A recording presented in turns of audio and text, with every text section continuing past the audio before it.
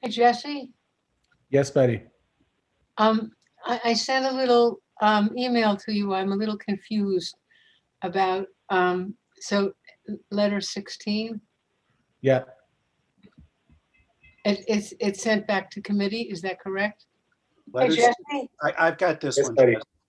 Letter um, 16, I sent a little email to you. I'm a little confused about, so, Betty, it's yeah. Lowell. Letter 16 has been withdrawn. It is being replaced by a new business letter. Oh, okay.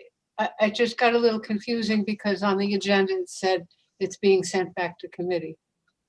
No, I apologize. It should be withdrawn. That was my, I will get to that when we get to the agenda, but that is withdrawn and it is being replaced by a No, new. I know. I know my task now. Thank you. no, it was my fault. I think I was moving quickly, and so. Okay. All right, Lowell, you are good to go. Good evening, everyone. Welcome to the February 2021 meeting of Manhattan Community Board 4. We are doing this by Zoom under order from Governor Cuomo and all that other stuff. If you want to speak during the public session, you have 11 minutes to send a message via the chat that you want to speak. If you want to speak during one of the public hearings that we are about to hold, those are separate. So please raise your hand for those when they come up. Otherwise, we're going to assume you want to speak during the public session.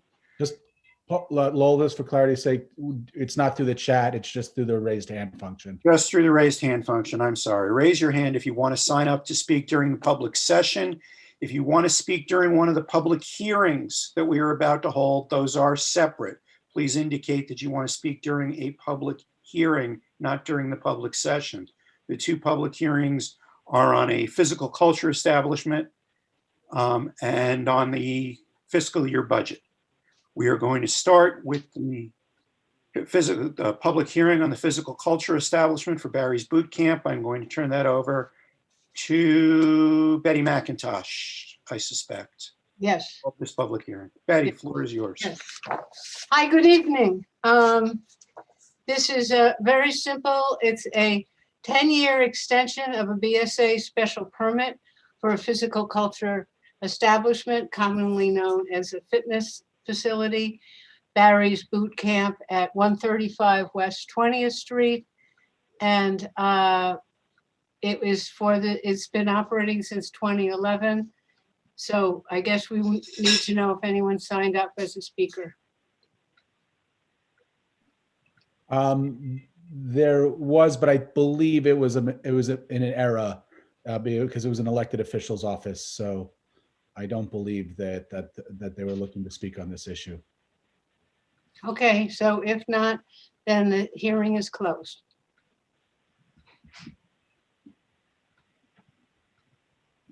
Thank you, Betty. We have a hearing on our response, the community board's response to the mayor's preliminary fiscal year 2022 budget. I'm going to turn the floor over to our second vice chair and chair of the budget task force, Jessica Chait, to run this public hearing. Great, thank you. Hi, everyone. We are preparing to submit our response to the mayor's preliminary budget for FY22.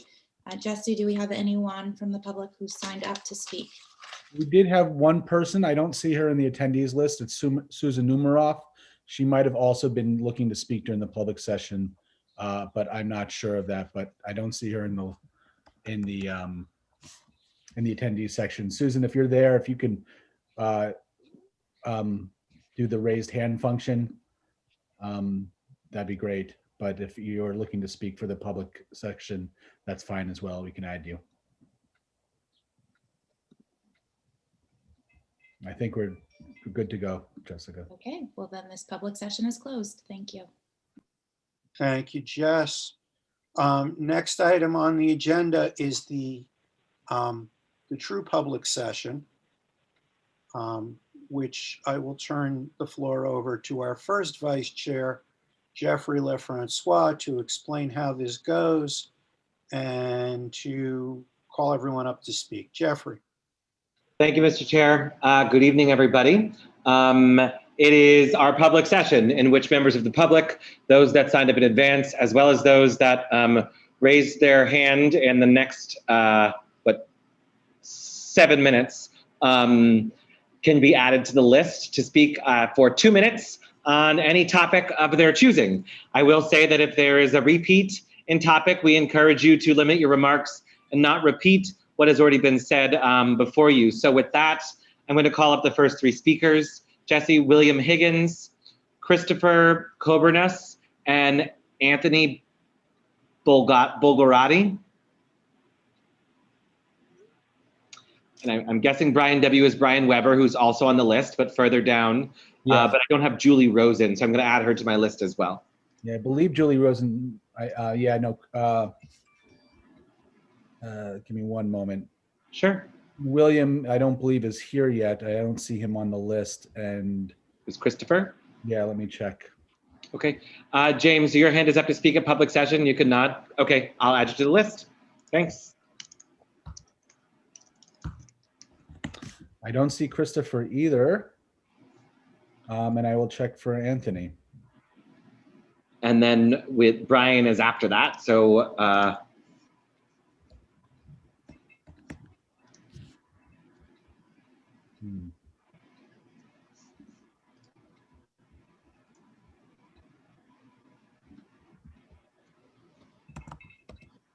Yep. All right. So I don't see them. So next would be Brian Weber, followed by Susan Peters. Okay. I'm having a bit difficulty. Nellie or Janine, can you bring over Brian? I have just lost the entire attendees list. Martin, how do I get on? Oh, yeah.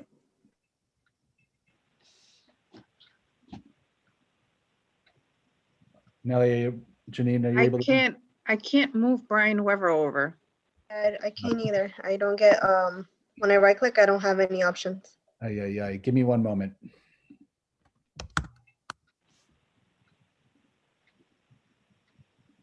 Mr. Wallace, I am going to, while we figure out that, allow me to set my timer for 2 minutes, and the floor is yours, sir. Sure. This hopefully won't take 2 full minutes.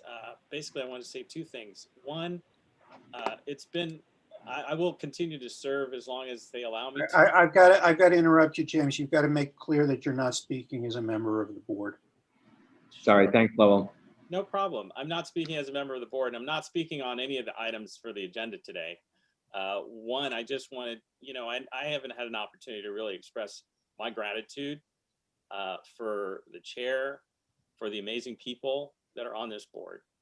I was going through the letters, and we do great work, and I'm so proud to even be associated with all of you. And I just wanted to say that because we all volunteer, we're here, we take a lot of pot shots and sometimes are at each other a little bit, but I just wanted to say thank you and that it's an honor and a privilege to be here. The other thing I wanted to say is that in addition to that, one of our own lost his significant other, and Frank has been a friend for many years. And I just wanted to express my sincere condolences.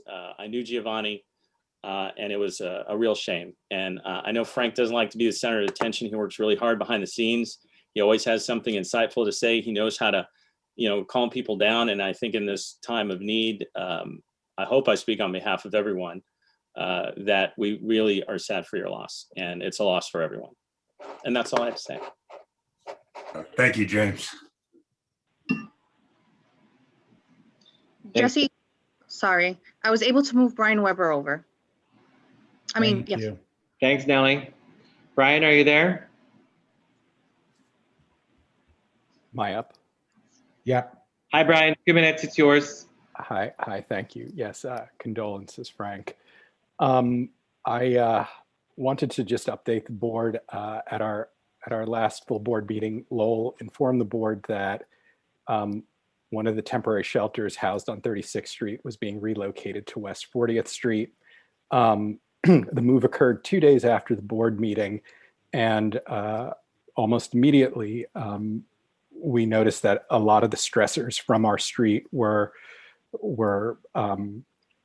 alleviated, and we've seen a dramatic improvement. But nevertheless, we still have some way to go on West 36th Street and in the West 30s. So I want to echo James and talking about and thanking the board for the amazing work you've done. And thank you for listening, and thank you for your help. And let's keep at it in the West 30s because we still have some work to do. Thank you. Thank you, Brian. Susan Peters and Julie Rosen. Or Susan or Julie. Julie's hand was up, I believe. No.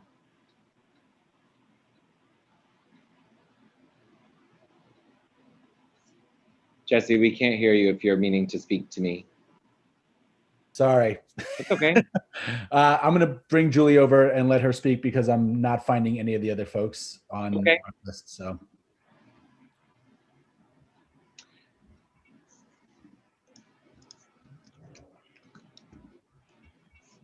Julie, you there? Hi, yes, I am. Hi, this is Julie Rosen from Higgins Quaysbar. So I apologize. Bill Higgins from Higgins Quaysbar should be on the Zoom now. We were just having a few technical difficulties getting him logged in. So Bill is really the one who is going to be speaking tonight. That's fine, Julie. I can. Okay. I found him. I'll bring him over now. Oh, perfect. Amazing. Thank you, Jesse. Jesse, you can bring over Lisa Wager as well. Who? Joking.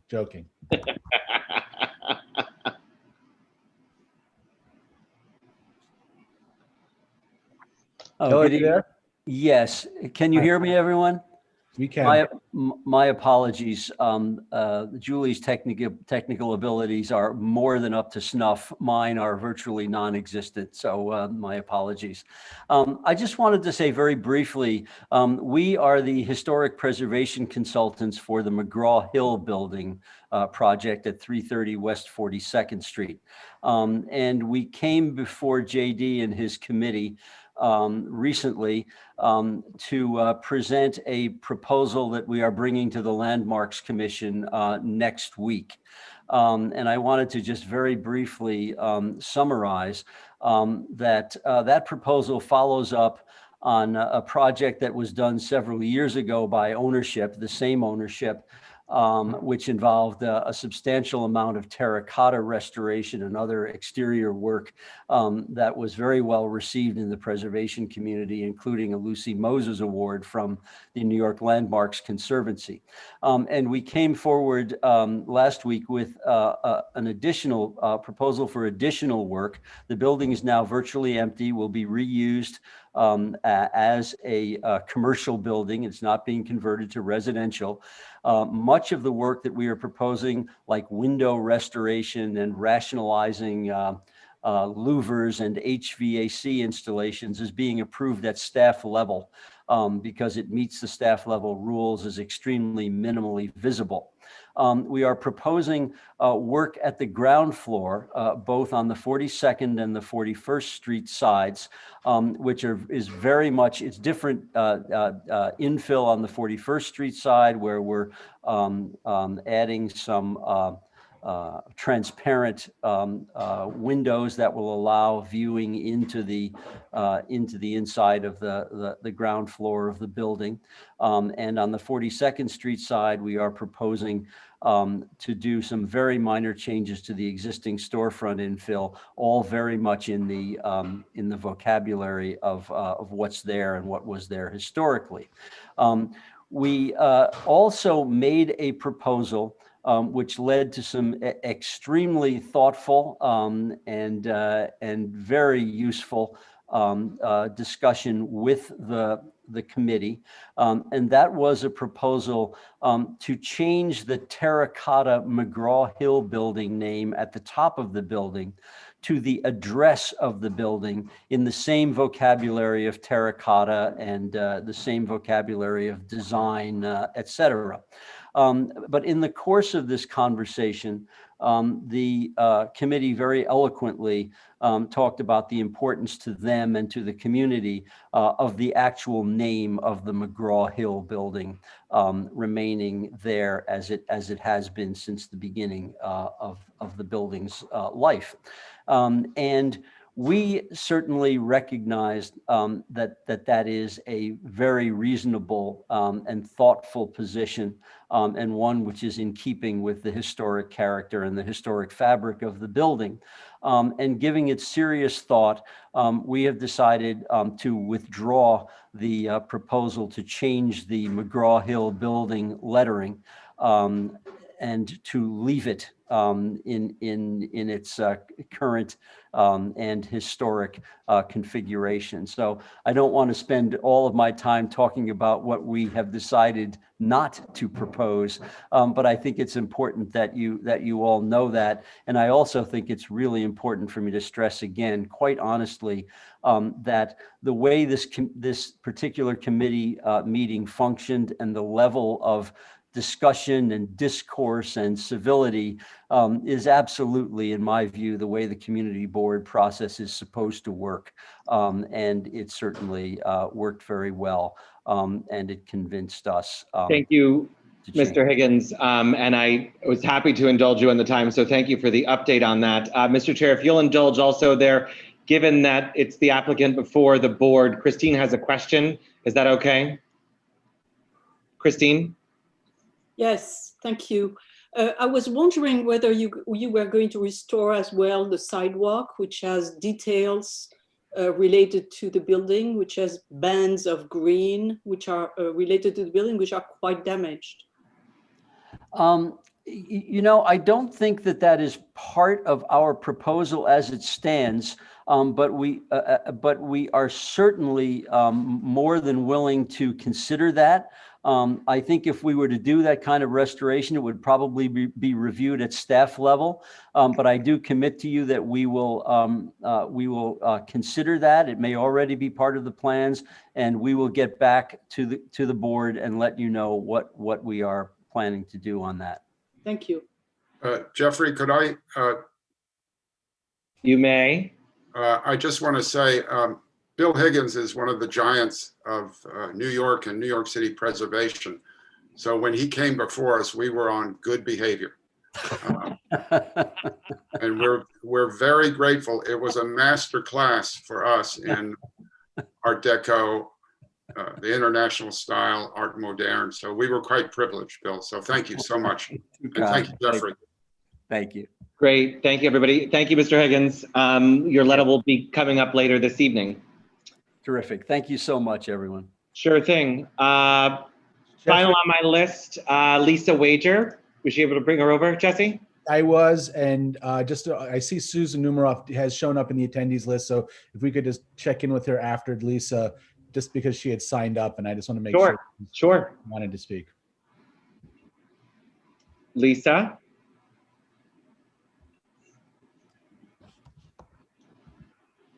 Lisa, you're on. There's that button that says mute.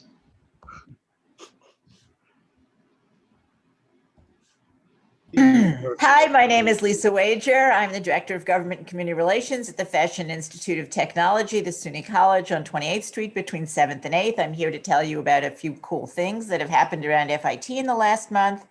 I expect that many of us watched the inauguration on January 20th, and I'm pleased to share that once again, FIT played a role in this important day. In the 2008 inauguration parade, Michelle Obama wore a shimmery yellow coat and dress that was lined in pashmina for warmth, and it was designed by FIT alum Isabel Toledo. And what was, Jeffrey, the fabulous fashion highlight this year? It was Lady Gaga's haute couture look, which of course was designed by FIT alum Daniel Rosenberry, who's now the creative director of Maison Schiaparelli.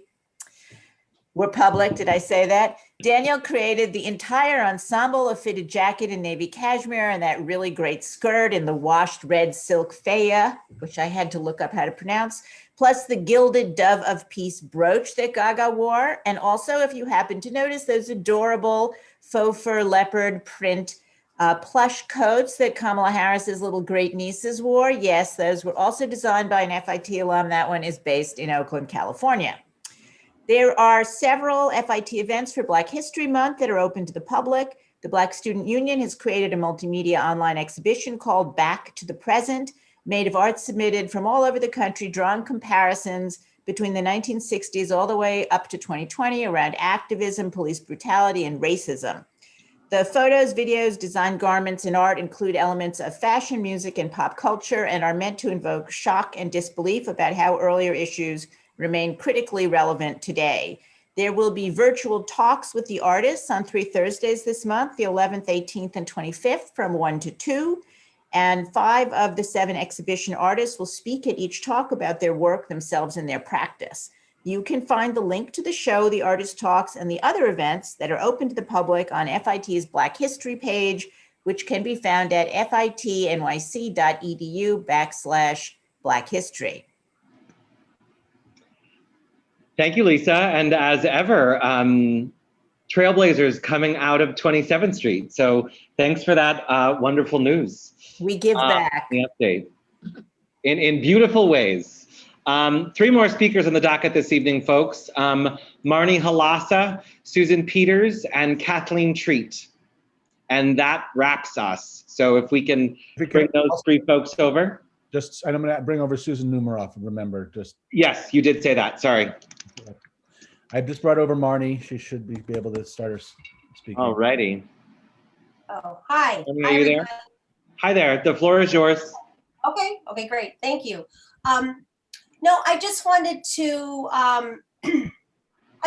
let the board know that the tenants, the NYCHA tenants at Fulton and Elliott Chelsea, the RFP for RAD or Blueprint is going to drop pretty soon. And I just, kind of wanted just to be a voice for them. They still do not want any sort of privatization. Jackie Lara, she's a tenant at Fulton. She's organized several protests in the last several months. So they're really asking for all sort of privatization to stop until the pandemic is over. Jackie is also saying that a lot of the tenants do not know what's going on. They don't have Zoom technology. Some of them don't have internet access. So, and also, the working group was operating in secret for a number of months. So that's an issue. But also that Fulton has over 600 petitions signed that they don't want any sort of privatization, no RAD, no blueprints. Norman Siegel helped them actually put together those petitions. So just so you guys know that there's 600 petitions, which is more than 50%. You can read up on this, but RAD is an eviction machine. Ocean Bay, after it converted to RAD, had a 7% eviction rate in 2018, which was evicting 83 families. And if you compare that to other NYCHA developments, it's like 1%. And also, I just attended a rally in Brooklyn at Independence Towers. The developer there hired Romanian workers that hadn't been paid since the end of December. So nothing has been done. The elevators are broken. Construction was started and not finished. I just wanted to know that this is what's kind of going on. And I know that the tenants do not want this. And if it could be postponed till after the pandemic is over, that would be helpful. I actually think that there should not be any privatization, that there should be fully funded. Thank you, Marnie. Thank you. Appreciate it. Let's see. Susan, did we find Susan, Jesse? We did find Susan. All right. I brought her over. Susan, are you there?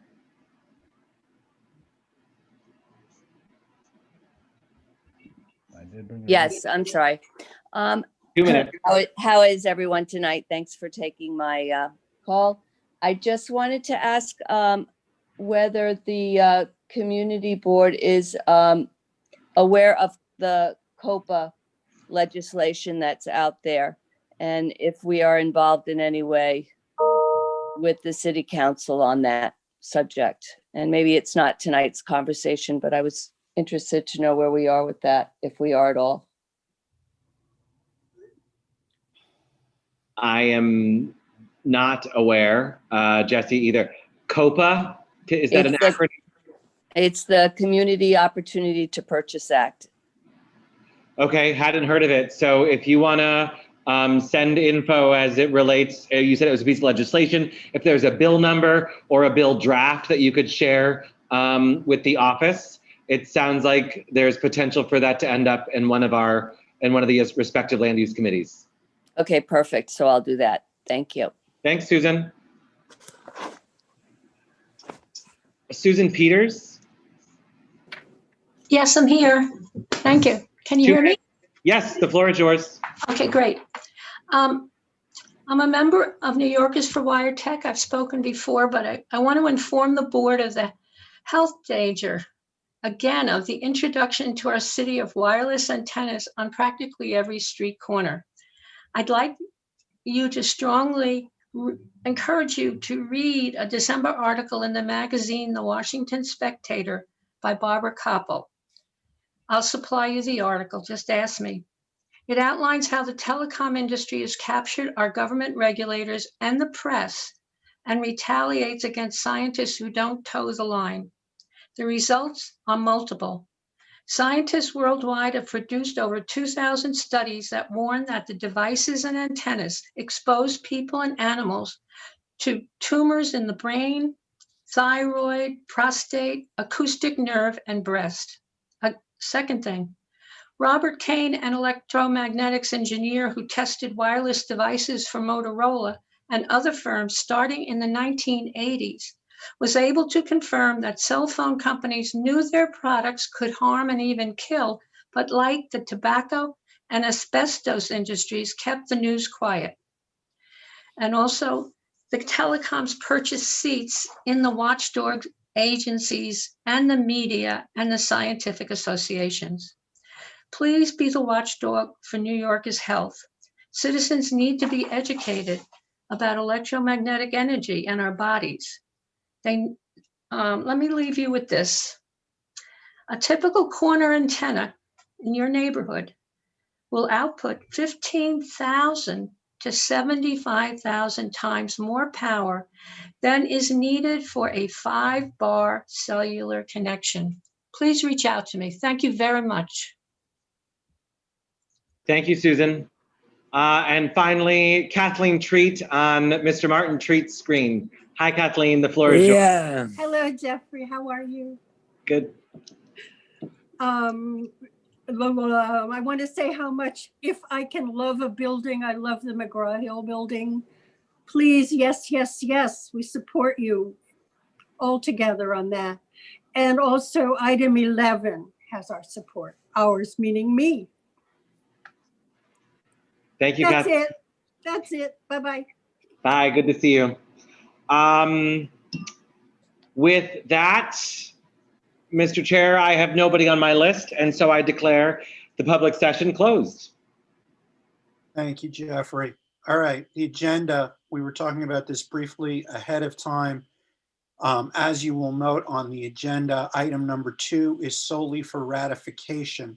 Item number 3 has been sent back to committee. Item number 7 has been sent back to committee. Item number 16 was withdrawn. It was not sent back to committee. It was just withdrawn. Item number 18 went back to committee, and we have a new business item, item 20, which is what's replacing item 16. With those changes, do I have a motion to adopt the agenda?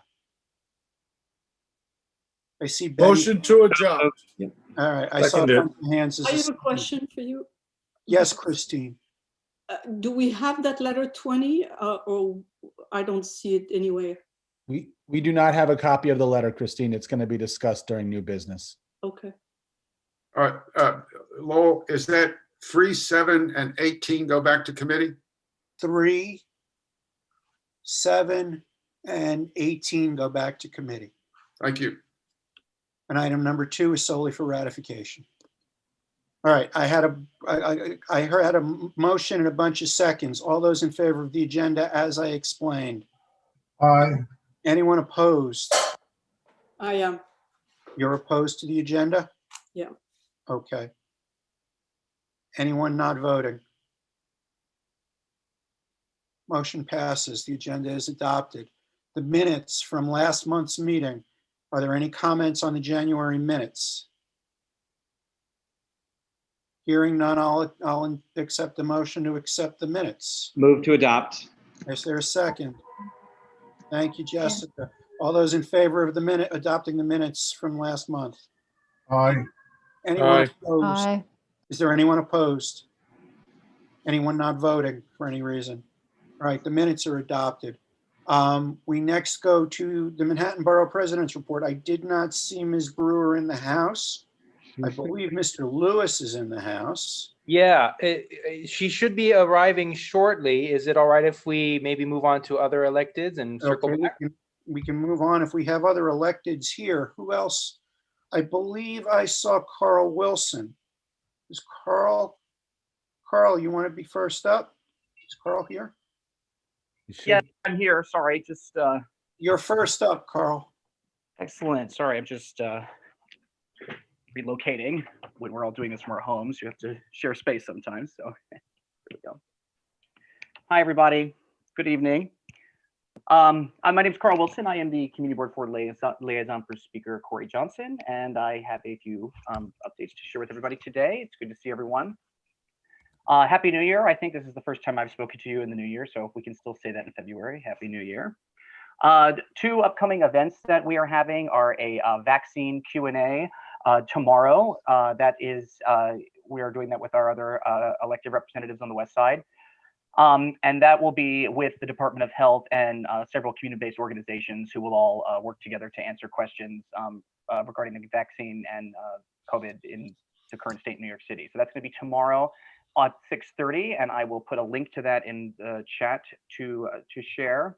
And then also on the 23rd of this month, we will have a DOB office hours event. So we will have someone from the Department of Buildings that can work with individuals on whatever kind of building related issue they may have, whether it's permits, construction, code questions, etc. So we will be doing that in appointments, and you can do that by emailing us, which I can also put in the chat, but it's speakerjohnson@council.nyc.gov. One of the items on the agenda this evening from the ACES committee was in regard to some additional sanitation services. At the committee meeting earlier in January, we had a really big conversation about some of sanitation needs in the district. We were able to work with ACE to try to arrange some of their schedule so that it can be brought over to 10th Avenue for one day out of the week. So we're going to try that out and see where it goes. And we have spoken with sanitation about their pickup coverage. So we're going to try it on Thursdays when they're not there to pick up the baskets. So while it's not a 5-day route yet, we're going to try to move some things around to accommodate that. And then just a bit of positive business. Our office has been doing our senior wellness call program. We did this right when COVID began, where we organized a bunch of volunteers to make calls to the seniors in our district. So we've picked that up again now that levels are picking back up again, and it's winter and a lot of people are at home without a lot of support. And last month, our volunteers made over 2,000 calls with 750 seniors all across District 3. So really positive milestone. And I believe we delivered our 100th meal that through coordination with some tenant associations and other community centers in our district to distribute meals to seniors who are food insecure. So we hit our 100,000 meals, and that's been a really great partnership with the city and a lot of our allies, our friends and allies on the ground. So those are my only couple of things. Happy to take questions or move on, whatever the board would like to do. You have a question from Madame Berthet. Madame Berthet, yes. So Carl, it's not a question. It's I think we need some help. I have received emails and calls from people who are trying to take the bus and absolutely cannot take the bus because the bus stop are totally snowed in. And I think, there is one bus stop at 35 and 9 where people are skiing down the slope of the pipe because it's so much. So I think we have a serious problem. The way the sanitation department remove the snow. They push it to the side and they push it to the bus stop. So it's a self-inflicted process. And we need to have a meeting with them to really completely change that process. The corners are horrible.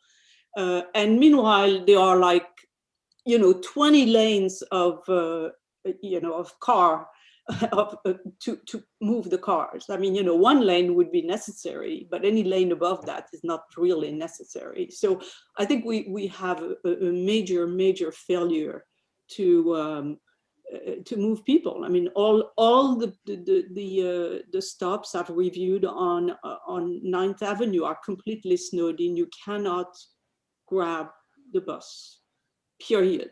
So what does that say about, the program to have more bus lane and more buses and more, what's the point of having a clean bus lane if you can't get on the bus? Nobody can get on the bus. Not to mention wheelchairs. Right. No, I mean, no one. Wheelchairs, I received pictures from people. So there was a tweet which talked about that. It was liked 70,000 times yesterday. So this is, we have a major breakdown of how we do things here. And we cannot continue to, really sacrifice the bus rider and the pedestrian at the benefit of cleaning all the streets for the cars. That's not, and we are paying. I mean, I'm paying for that. I'm paying tax for that. What am I getting for it? So we've got to fix this. So the point's well taken, Christine, and I'm happy to work with you, Jesse, the board, in whatever capacity to try to bring some of these concerns to sanitation directly. I'm happy to facilitate, be part of that conversation. And the points are well taken. We'll be brought back. We all see it when we're walking in the community. So, All right, Carl, I've got 2 more questions for you, and then I'll cut this off. All right? Sure. Blake, you're up. Hey, Carl, thanks for that update. Just wondering on the sanitation issue and ACE, thank you for advocating for 10th Avenue as well. Could you clarify, is it an additional resource that's being brought to 10th Avenue or, reallocation of the single current individual working on 9th and 10th? And, if it is a reallocation, what the suggested next steps are for getting additional resourcing? So it, as I think many of you know, ACE is an additional supplemented service that our office funds through discretionary funds. So we're not able to add additional routes right now just because of the funding. So, but this is a service we apply across the entire district. So we have routes outside in Community Board 2 and 5 as well. So we just took a broader look at our schedule and saw if there's some days we can move around, put somebody here or there. So it's we're asking them to take a look at shuffling things around in order to accommodate an additional day on 10th. So it's not a huge amount, but it is something to start to see, where problems are, where we can, maybe focus a little more strategically in how we're cleaning it and working with DSNY.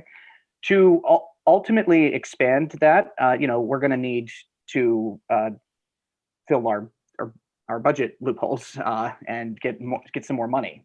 Ultimately, it comes down to a dollar figure to have them cover it. We had expanded ACE, I think every year since I started. So for the past 3 years, we had been able to add more to their routes and have them cover broader sections. But unfortunately, the financial reality we're in right now doesn't allow us to do that. So, but I'm sure as soon as we can, we'll be looking to expand their services more. Thanks, Carl.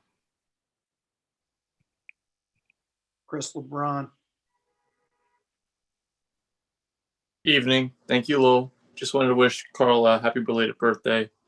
And I wanted to ask Christine if she can just message me or email me with any of those bus locations that still have bus or snow or ice, because the Litter Legion in Hell's Kitchen is actively going to shovel some of those hard to access points on Sunday or Saturday. That's all. Thank you. All right, Maria, I see your hand, but I already cut off the questions for Carl because we're not going to keep him here all night answering questions. Okay, that's fine with me. Maria, Maria knows how to reach me, so I'm happy to talk with her. Exactly. Yes, I will. Thank you. Okay, all right. Thanks, everybody. Thanks, Carl. I'm going to go next to our illustrious Borough President, Gail Brewer. Thank you very much, Mr. Chair. I think the main issue for us is this vaccination mess. And I assume you know that every Tuesday at 3 o'clock, community boards are very much a part of this. We have a vaccine task force. I'm done talking. Oh. So I'm just saying thank you. And vaccines are what we've been working on primarily. We have a task force with sometimes 350 people on it every Tuesday at 3 o'clock. Community Board 4 is certainly welcome to join us. I would say there are some new doses coming, but the issue is, and I will put into the chat, I got like 6 calls myself today, and the staff gets 30 calls a day from people who cannot get an appointment. And it's pretty ongoing. There's a vaccine finder, which has mixed results. We put it in the chat and we will do so again. And a vaccine pod. So, and then of course you have about 8 other websites you can try. This is not how to help individuals who have challenging situations to start with. I will say that one community in Central Harlem was partnering with the city. You have the Ryan Health Center. You probably have some pharmacies. But what was successful was the 2 nonprofits working with their lists. So they each were given, 160 doses to administer. And what that meant was calling up the senior centers and the people they know in the neighborhood, getting them on the phone, filling out the computer with them on the phone, and then guaranteeing them a spot at the health center or whatever, the church or the school. That's the only way it worked in Harlem. Now, I don't know in Board 4 if you're getting calls, if you have any issues, but I do hope that you would be glad to work with you on some outreach, because I can tell you, you read the statistics in terms of who's getting vaccines, but the problem is also you have to be pretty computer savvy and very patient in order to get those individuals to be able to sign up. You obviously have Javits also, but that's an April or May appointment, as I understand it. So all I'm saying is we are spending hours on this, trying to figure out. I only learned from a person on the phone a week ago that the VA has their own allotment, completely separate from everything else. There was no information on the city site stating that if you're a veteran, please go to the VA. Seamless, easy, no line, no problem, no issues, perfect. How are we supposed to know it if someone doesn't tell us about the VA? And then there are other, individual buildings that are getting from their own allotment, but it's really hard on people. People are crying, upset.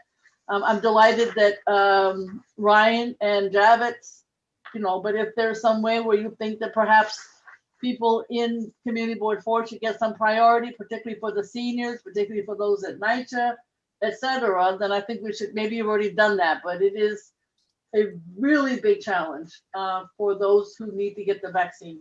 I will leave it at that because I'm so frustrated. The second thing I want to mention is we have been working, as you have, with all the different safety concerns and that people are worried about. I know it was controversial to move the hotel to 40th Street, to move the individuals to the hotel on 40th Street, but we did go there and give out masks and sanitizer and bags and support, I hope. And to the best of my knowledge, it hasn't been an issue. We're certainly reaching out to the Port Authority and working on digitization of data collection and outreach methods, so you have something to measure against about whatever is going on, has some kind of data attached to it. Along with data, I just want to mention, let's see if this happens, but the bill that we passed on storefronts, in other words, this was like 3 years ago, that says every owner of every building that has an empty storefront, now this was before COVID, and now there's a lot more, has to tell the Department of Finance by the end of February 2021. If that data is available, as it should be, and we're making a lot of effort to make sure it's available, it'll be very interesting for all the community boards to look at the data in their community board. How many vacancies, what's the square footage, and what was the last rent? And there's other aspects to that data. I think it'll be very helpful. I don't know, we're all gonna work hard to try to find entrepreneurs and owners and try to make sure that the vacancies do not remain. We know the issues really well. We are still continuing to work on the helicopter issue. Thanks to April Adams in our office, we have many contacts now with elected officials in New Jersey, Jersey City and Hoboken. They are doing their own surveys. They're going to work with us. We're really appreciative to Congressman Nadler also, who has a good relationship with a member of Congress for the area. And we are working. I want to thank NYC and Company. I'm on the board and I put a little pressure on them. They apparently had 3 helicopter companies that were, they were giving discounts to lovely tourists in New York or New Yorkers who want to go across the river, get on a helicopter, go up and take pictures of Manhattan, and then put it on their Instagram account. And it just makes everybody crazy, particularly Hudson River Park, Central Park, the noise, etc. So let's see if that can stop. That was not something that I think is good for the borough of Manhattan. There's so many kudos to go, as you know, and Board 4 has been instrumental. You know who you are in terms of the Chelsea / NYCHA / Fulton / Chelsea Elliott working group. Everywhere I go, I talk about it, that others should put in that same kind of time, and it is a lot. So it's hopefully other projects that are revolving around NYCHA put in that same kind of effort. And I just want to thank the residents, some of whom are on this community board. I hope that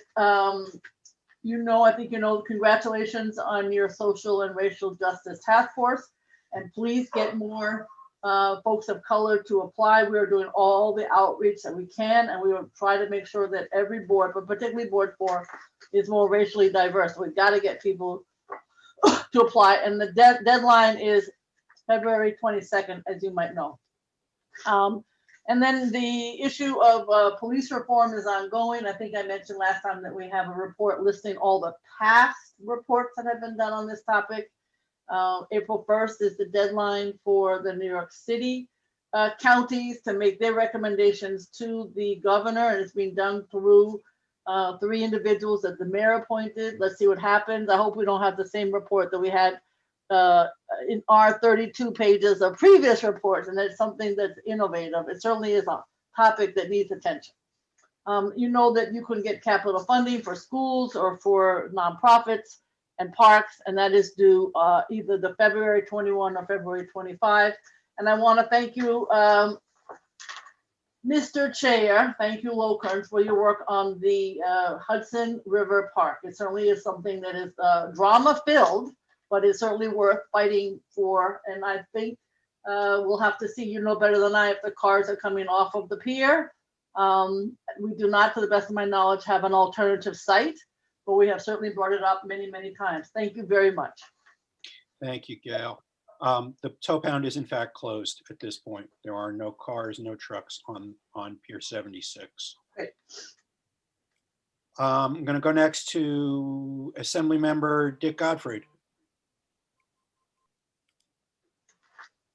Well, good evening, everyone. I just want to say one quick thing on the subject of COVID vaccines. About a year ago, anybody looking at this would have known that around about now, we'd be tripping over ourselves trying to vaccinate 20 million New Yorkers. And yet the answer to almost every question we ask of the state government or the city government or almost anybody else is, oh, we're working on that. And I keep saying wrong verb tense. Why weren't people working on these things a year ago? Yeah, we didn't know for sure we'd have the vaccine. We didn't know how much vaccine we'd be getting, but anybody could have figured out that we'd have to be worried about this group and that group and people who can't use computers and one thing and another. It's just, I don't know, inexcusable. Let me move on to the other thing I want to talk about tonight, which is nursing homes. An issue we've been dealing with in connection with COVID from the very start, but also an issue that I've been dealing with as health chair for many, many years. The biggest news this week was Attorney, or I guess it was now last week, Attorney General Tish James put out an amazing and superb and shocking report that said that, we've been banging on the door of the health department for months now to know how many nursing home residents got sick with COVID in their nursing home and died in a hospital. And for all these many months, the health department has been saying, oh, we can't put that information together for you. Well, the Attorney General put together a pretty darn good estimate of those numbers and published it.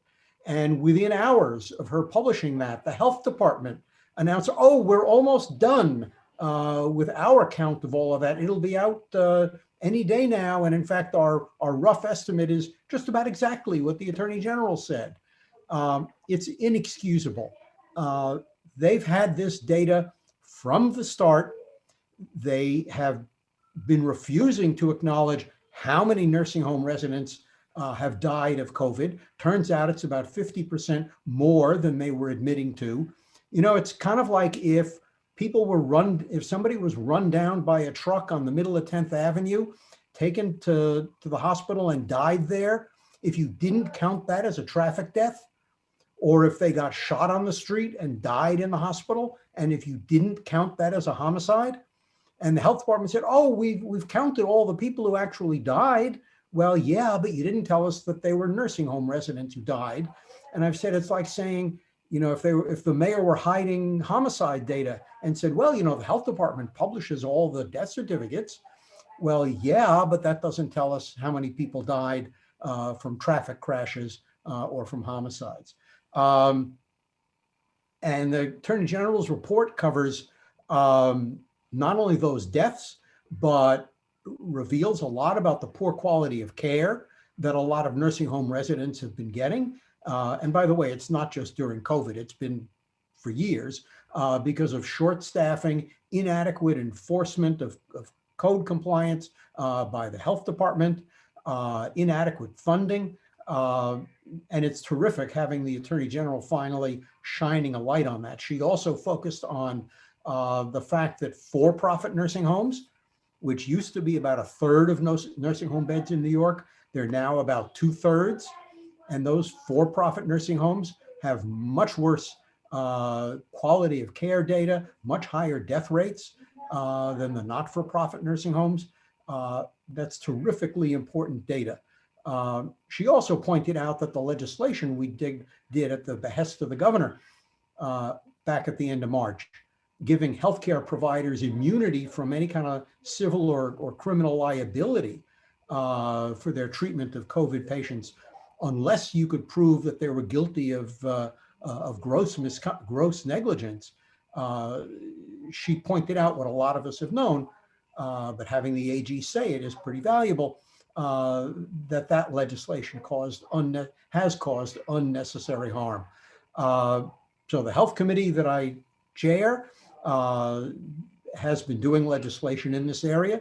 At our meeting this week, we reported again the bill to mandate safe staffing levels in nursing homes. We're reporting a bill requiring the health department to develop the kind of data we've been demanding and to make it immediately available to the press and public. We're developing a bill to require that every nursing home devote at least a mandatory minimum percentage of its revenue to actual patient care. A pretty shocking idea, I know. And we're going to be trying to crack down on the number of for-profit nursing home beds we have in New York. In this year's budget, we're going to be dealing with more adequate funding for home care. We being the legislature, not the governor, trying to find more adequate funding for home care So among other things, fewer people have to end up in nursing homes, and dealing with a variety of other budget cuts that the governor is proposing. I'm going to stop there. I know you've got a lot on your agenda tonight. If you want me to take questions, I'd be happy to. Joe, go ahead. You had a question for Dick?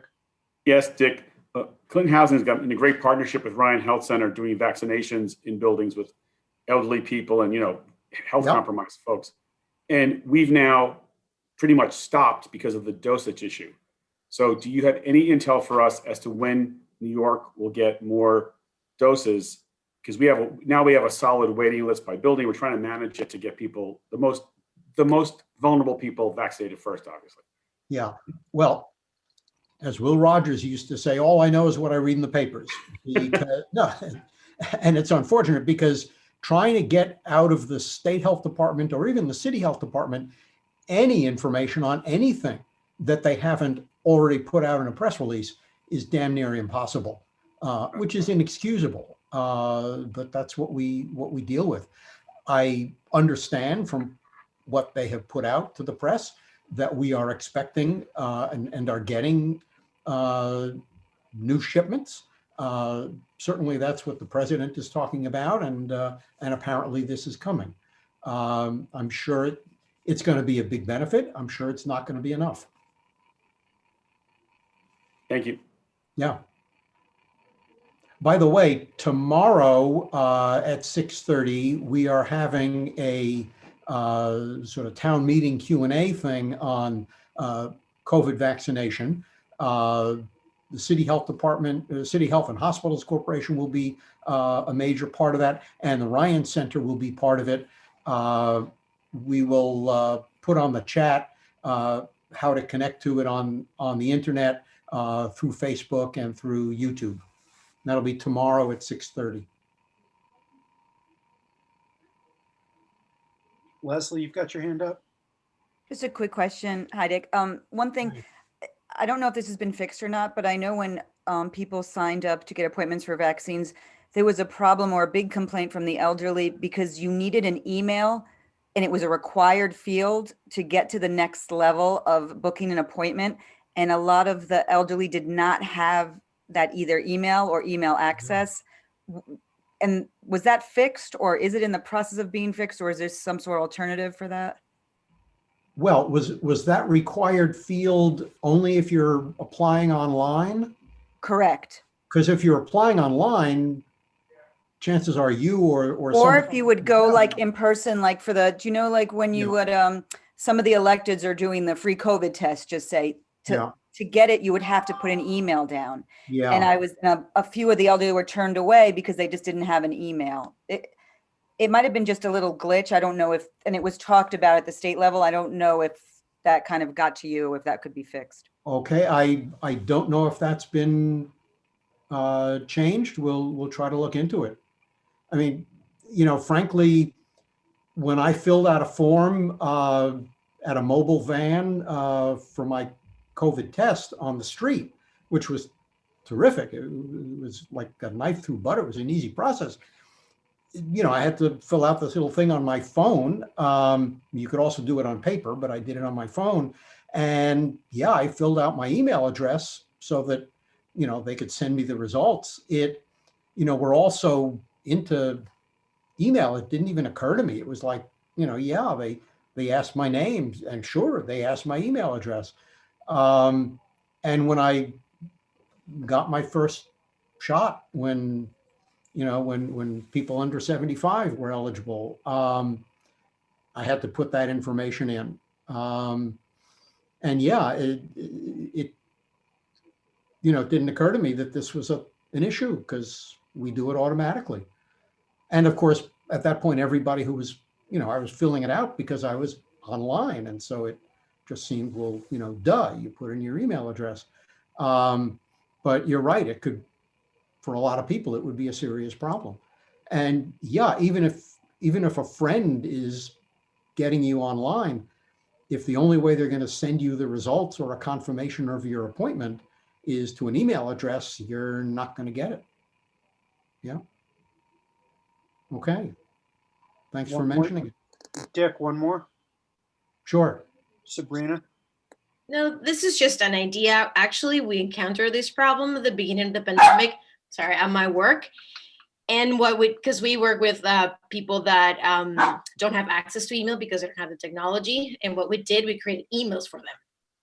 So I was part of the task that actually would create very simple emails, Gmail, so they would have access to telehealth. Ah, So it's just an idea. interesting.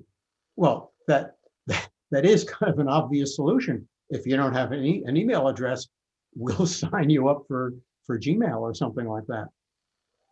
Yeah. All right, thank you very much, Assembly Member. What changes in life that will bring for somebody. They'll get spam. Think of all the spam they'll now get, right? Yeah. All right, thank you very much, Assembly Member. You're welcome. I'm going to go next to Senator Robert Jackson. Senator Jackson, you with us? Yeah, I'm here. Thank you, Lowell. How you doing? Hi, everyone. I just got back from Albany about an hour ago, dealing with legislative matters and what have you. It's been like crazy because besides conference and sessions where we are voting on legislation, and sometimes there are legislative hearings going on at the same time. So you're like juggling. But one thing that I know is that with respect to the legislative hearings, it's not like when we meet in person. Obviously, everything has changed. So the only individuals that can speak at legislative hearings are the committees in which are assigned. For example, the Finance Committee, and tomorrow is Higher Education. And so those members on Finance or Higher Education are the only ones that can ask questions. And obviously there's time frames for each one. So if you're a member of the committee, you get 3 minutes, that's it. And if you are a ranker, meaning in the minority, you get 5. And if you're the chair, you get 10 minutes. And so it's sort of like going, but the bottom line is that the state of New York is going to be billions of dollars in the red. And no matter what we do, we're going to have to raise revenues. And obviously the expectation is the governor is expecting, and we all are expecting, for the federal government to come through. And many people have said, even financial people, that the federal government is not going to give us enough to do what we need to do. So we have to raise revenue ourselves. And even the governor has indicated that he is willing to do that, but only at a certain level in his proposal of 5 million and above, where I have a bill that would raise a little bit more taxes on individuals making 300,000 and above up to a certain amount. But there's a total of 6 bills that could raise $50 billion that we're going to be discussing. And many of you, all of you know that now the Senate has a super majority with 43 members. And obviously the Assembly has 170 Democrats out of 150, and we have now 43 out of 63. So at a certain point in time, I hope we don't have to, but we're going to have to test our supermajority if in fact we need to do that with respect to making sure that people survive this pandemic. And many of you know that my involvement in education has been a long time standing, and it continues to be. But I say loud and clear that the most important thing that we're dealing with right now, and in my priorities, is that no one should be evicted from their apartment or their home. And that's number one, so that they don't become homeless. And number two is food insecurity and making sure people have enough food to survive this pandemic. And then number three, I've communicated that mental health and your physical health is so important right now. Those are the 3 most important things for me. And then comes education. So a lot of things that have happened, obviously legislation that was passed today, which is one of historic, and which Brad Holman, my colleague in the state Senate, we passed yesterday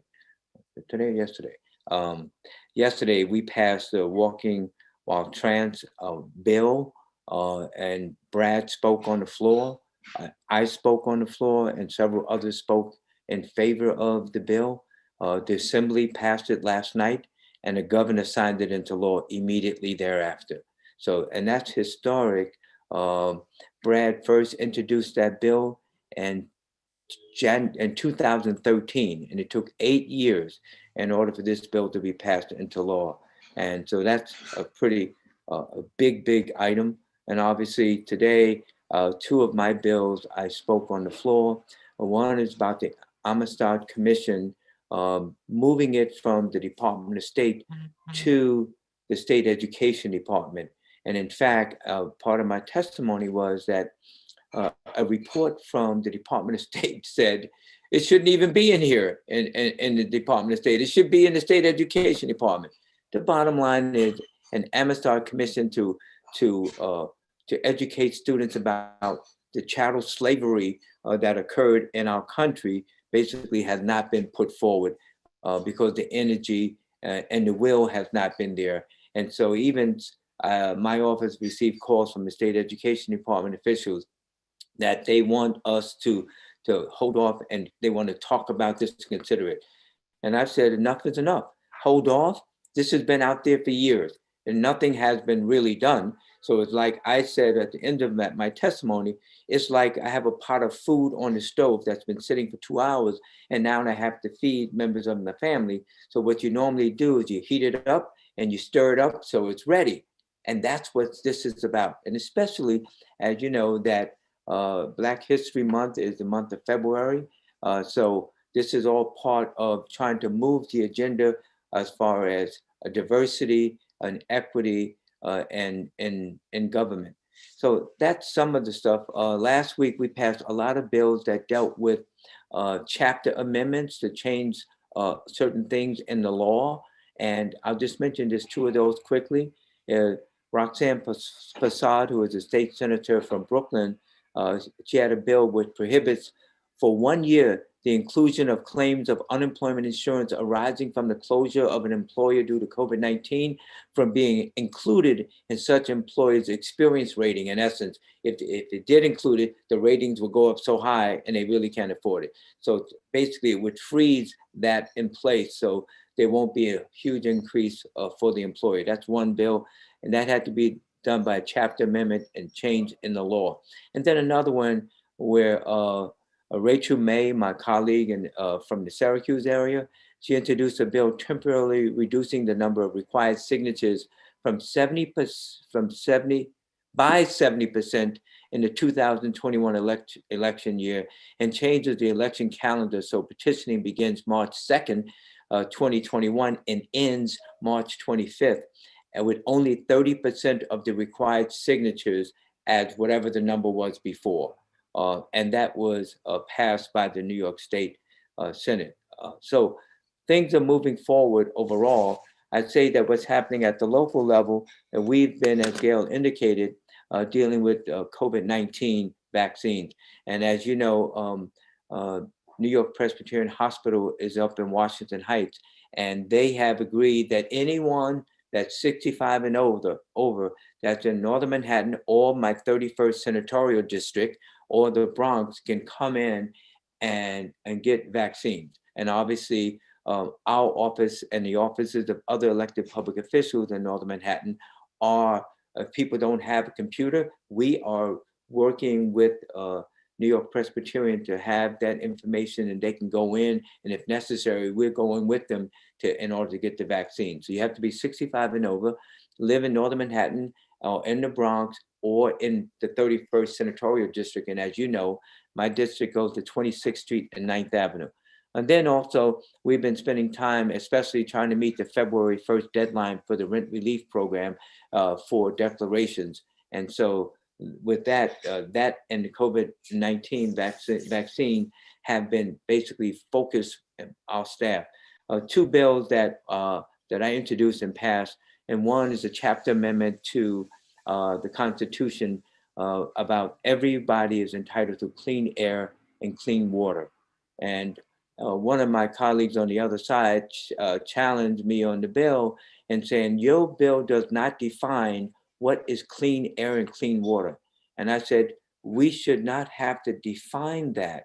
Just like I gave them the example in the campaign for fiscal equity, when we sued the state of New York because the state was cheating New York City students out of billions of dollars, and they wanted a definition of what was an adequate education as far as the Constitution is concerned. And the highest court said that children should graduate from high school knowing how to read, knowing how to write, knowing how to serve on a jury, and being able to hold competitive employment. And that said, if in fact that someone challenges that, what is the definition of clean air and clean water, then the highest court of the state of New York will deal with that if in fact there's legal action taken on that. So those are some of the things that's happening, but I say that the major issue this year is going to be the budget and how much money we have and what type of programs we can put forward in order to make sure that New Yorkers survive this pandemic. And that's obviously going to mean raising money ourselves. And so that's what is happening in a nutshell overall. I was up there 3 days, Monday, Tuesday, and Wednesday. I will be up there next week, Monday, Tuesday, and Wednesday. And thereafter, we were 1 week off for the, I guess, for the vacation period or school is closed. And then we go 4 days a week until we deal with the budget by April 1st. Thank you, Senator Jackson. My pleasure. Josephine has a question. Hi, Josephine. Hi, Senator Jackson. What are you doing in Albany about forgiveness for school budgets? As you know, many of our schools have major drops in enrollment, and so their budgets aren't meeting whatever students they're serving this year. And so meanwhile, they're owing hundreds and thousands of dollars back to the DOE. Is there anything that you can do to help our schools?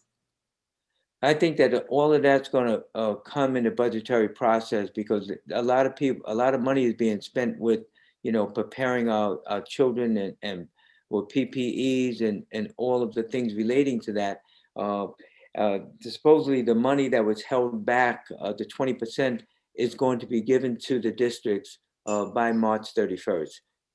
And then we're going to have to raise revenues. And if push come to shove, we're going to have to raise money to make sure that school districts get what they're entitled to under the Campaign for Fiscal Equity.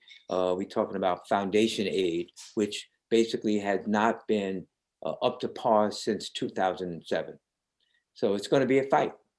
And the only way that we can make sure that school districts get what they need is to raise revenue, both from the feds and from us up in Albany.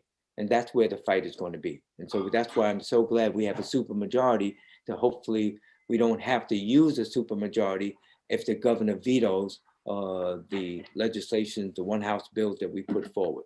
But basically we need one House bills that match the Assembly and Senate on anything. And if the governor vetoes it, then we would have to then move to override a veto. But I don't think the governor wants to override stuff and look real bad in the eyes of the public. Thank you. One more question, Senator? Sure, whatever. Hector. Hi, Senator Jackson. Hey, Hector, how you doing? I'm doing well.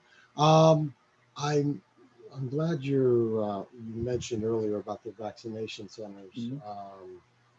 I know you're probably aware of what happened at the Armory in Washington Heights, where there was issues with folks who were not from the community getting immunized there, as opposed and not servicing the locals, local community.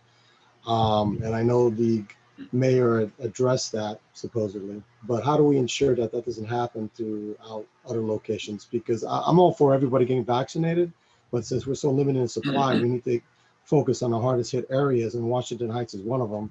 And obviously, we have areas in Chelsea and Hell's Kitchen as well. Yeah. So how do we address that? So, and I know it has to do with technical expertise of some of the individuals applying for the vaccines to get in line for this. And it's a major issue. So what can we do about that? I think it's up to all of the elected officials working with the institutions to ensure that the community, especially meeting the qualifications 65 and over, and live in the area. So some people have called my office and said, and they live in the area, oh, my mother lives upstate, can she come I'm sorry, no, this is only for Northern Manhattan, the Bronx, and Harlem, and in the district. And that's all we're taking. And you're gonna have to prove that you live in the area, you know, with ID. I mean, because everyone's trying to get in wherever they can in order to get the vaccine. So that's what we're doing. And we, at the Armory, all of the elected officials up there took a tour before they opened it the next day to the public. And we asked questions. And so we've been in contact with CBOs, community-based organizations, senior centers, and obviously senior centers are not open like they used to. So senior centers are communicating and calling of any numbers that they have of seniors. And we're doing that ourselves in order to make sure people are coming in, people from Northern Manhattan, Black, Latinx, but also I represent a large diversity of area. There's people up in Northern Manhattan that are not Black or Latinx that are white, and they're entitled in Northern Manhattan to get it just like anybody else. So I'm reaching out to everyone, I mean, I say me, my office, anyone in Northern Manhattan or in the 31st Senatorial District in order to help them get their vaccines. And that's what every elected public official should be doing overall for their area.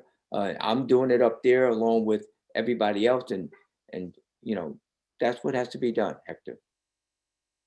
Thank you, Senator Jackson. Thank you for taking the question. Thank you. I'm going to keep moving here. I'm going to go to Luke Wolf from Controller Stringer's office. Okay, thank you, everyone. Hi, everyone. Nice to see you all, and Happy New Year, because I didn't get the chance to say a few words last month. A few updates from our office. First, we were really excited last week to announce that New York City will continue to start the process of divesting $4 billion from our pension funds in the fossil fuel industry. So this was first announced in 2018. A number of cities have jumped on board since, but this, when it was announced, was the biggest divestment from fossil fuels in the world. And we're really excited that process has continued, and New York City can continue to be a leader in that space. The second is today the controller announced a blueprint, which is called Strengthening Public Safety in New York City. It has 28 recommendations, so there's a whole lot in there, and I don't have time to go through all of it now, but I will drop a link in the chat, and we'll be happy to address the board or answer any questions and share more details and information about that. But it's really about putting public safety and public health first, and really reimagining what our system looks like in regards to those issues. Number three, last week we put out a letter to the DOE about something called a mid-year adjustment, and that's really about funding our school system. So how it works right now is that at the start of the year, schools get a certain number of students and a budget allocated to them. However, this year we know a number of students have not participated in the schools they're originally going to be planning on going to, and therefore we have schools across the city who have to pay upwards of $600,000 in some cases back to the city as they're trying to stay COVID safe, have additional staffing requirements, and really trying to make sure they're serving the students who are still left in their schools. This is a burden that most schools across the city cannot pay right now. So what the controller asked is that schools be held harmless for any changes this year. In CB4, we know schools such as City Lowell have lost 17% of their students. So that's just one example of how this change in admission could really harm schools. And we want to make sure that schools have amnesty this year due to those changes in admission. And lastly, something else the board has talked about is the vaccine issue. Last week, the controller was excited to announce what he's calling the Fair Shot NYC vaccine plan with public advocate Jumaane Williams to really rethink how we're doing this process. Number one is around data, making sure we know exactly when and where and who all these vaccines are going to make sure that we can respond accordingly and have a more efficient, equitable system. Number two, asking businesses and the city to provide time off so people don't have to choose between a paycheck and getting their vaccine. And three, doing a lot more outreach, especially culturally competent outreach and ones with language access at the forefront to make sure that all New Yorkers know where they can get tested, have the information they need to know about the shot, and everything else they need. So I will drop all those updates in the chat as well as my email address, but happy to take any questions on anything I talked about as well. Thank you very much for your time, Luke. Appreciate it. And finally, last but not least, I'm going to go to Robert Atterbury from Congressman Nadler's office, because nothing ever happens in Washington. Hi, everyone. Robert Atterbury, Congressman Nadler's office. The start of a new Congress is always a busy time, never mind when we have a new administration coming in, always makes it more complicated. And on top of it this time, someone tried to overthrow our government. So it's been busy. We have a couple of things that have been going on. The congressman has been focusing on right now. He is newly the dean of the New York delegation, which means it was our responsibility to help some of our newer colleagues like Congressman Jamal Bowman or Congressman Richie Torres, and among our other colleagues with a shuffle of committee seats. He's also the most senior member of the senior Jewish member of Congress. So sometimes the Jewish members organize themselves, and he's now the leader of that. And he's been organizing the House Judiciary Committee as its chair, including two great new members, Mondaire Jones and Cori Bush. For priorities, we've had a lot going on. Obviously, the biggest priority right now is trying to push through some additional COVID relief. I'm sure folks will have questions about the package or can read more about what the president has proposed online. We have some priorities that we're going to be trying to move through the committee very quickly, specifically democracy reform legislation to make sure that what happened this time is not happen again, and to include some reforms on things like redistricting, voting rights, and enforcement. We also have things like immigration reform, which the president has flagged as for a major priority that will come before our committee, as well as some other some smaller topics like the Equality Act for LGBT equality, antitrust reform for big tech, and racial justice and criminal justice reform. Also, one of the priorities of ours that has already gone through, Congressman Nadler wrote the report that goes along with the most recent articles of impeachment. He also worked with his colleagues on the committee to draft the articles themselves, although he was not the primary introducer as he was last time. Since January, we've also done some new things with pushing the new administration on certain items. We've been trying to push Department of Homeland Security to follow the president's new orders for reducing or stopping deportations. The agency has been resistant, which is truly a comment on the agency itself and their culture. We've also been pushing the Department of Justice to fully prosecute all of the attempted insurrectionists. It's really, we think, an important piece of restoring our country and restoring our democracy, and to hold people accountable. And also, we've been pushing the similarly Department of Homeland Security to protect the Urban Area Security Initiative, which was funding that was passed through FEMA, which has a huge impact here in New York, and would have stripped large cities like New York, Chicago, LA, Miami, Houston of security funds. As folks know, particularly in our district, we are a high security, high threat target, and these federal funds supplement our security efforts. Some items that I think you guys would be interested in. Recently, the Congressman reintroduced the Safe and Quiet Skies Act, which would both regulate commercial air tours as well as give localities additional powers and authorities to set up restrictions that go beyond those in the legislation itself, which is, for those who work on helicopter issues here in New York, a consistent problem that we run in with the FAA, only seeing things at the national level and not allowing localities or states to help make those decisions for what is appropriate for their area. We also, the Congressman introduced the Equity and Inclusion Enforcement Act. This act would restore the ability for students across the country to sue schools and school districts for systemic discrimination, particularly in the areas of racial justice. It's been undermined by certain court cases and moves by the former presidential administration. And so this effort would enshrine their ability to sue school districts for discrimination in law. And finally, on the most local, we want to just comment and say the Congressman is very excited to see the Port Authority of New York and New Jersey's newest concept for the Port Authority bus terminal. We think that it's a huge step forward from where we started now several years ago, and really was seems to have gone a long way to try to incorporate much of some of the community asks here for the New York side to make sure that the terminal was representing both the needs of the New York side as well as the incoming buses from New Jersey. So with that, happy to take any questions or bow off the stage if folks have a long agenda. Robert, will you take a question from Leslie Williams, please? Hi, Robert. Quick question. What is the congressman's view on Betsy DeVos's change in education system, Darwinism versus creationism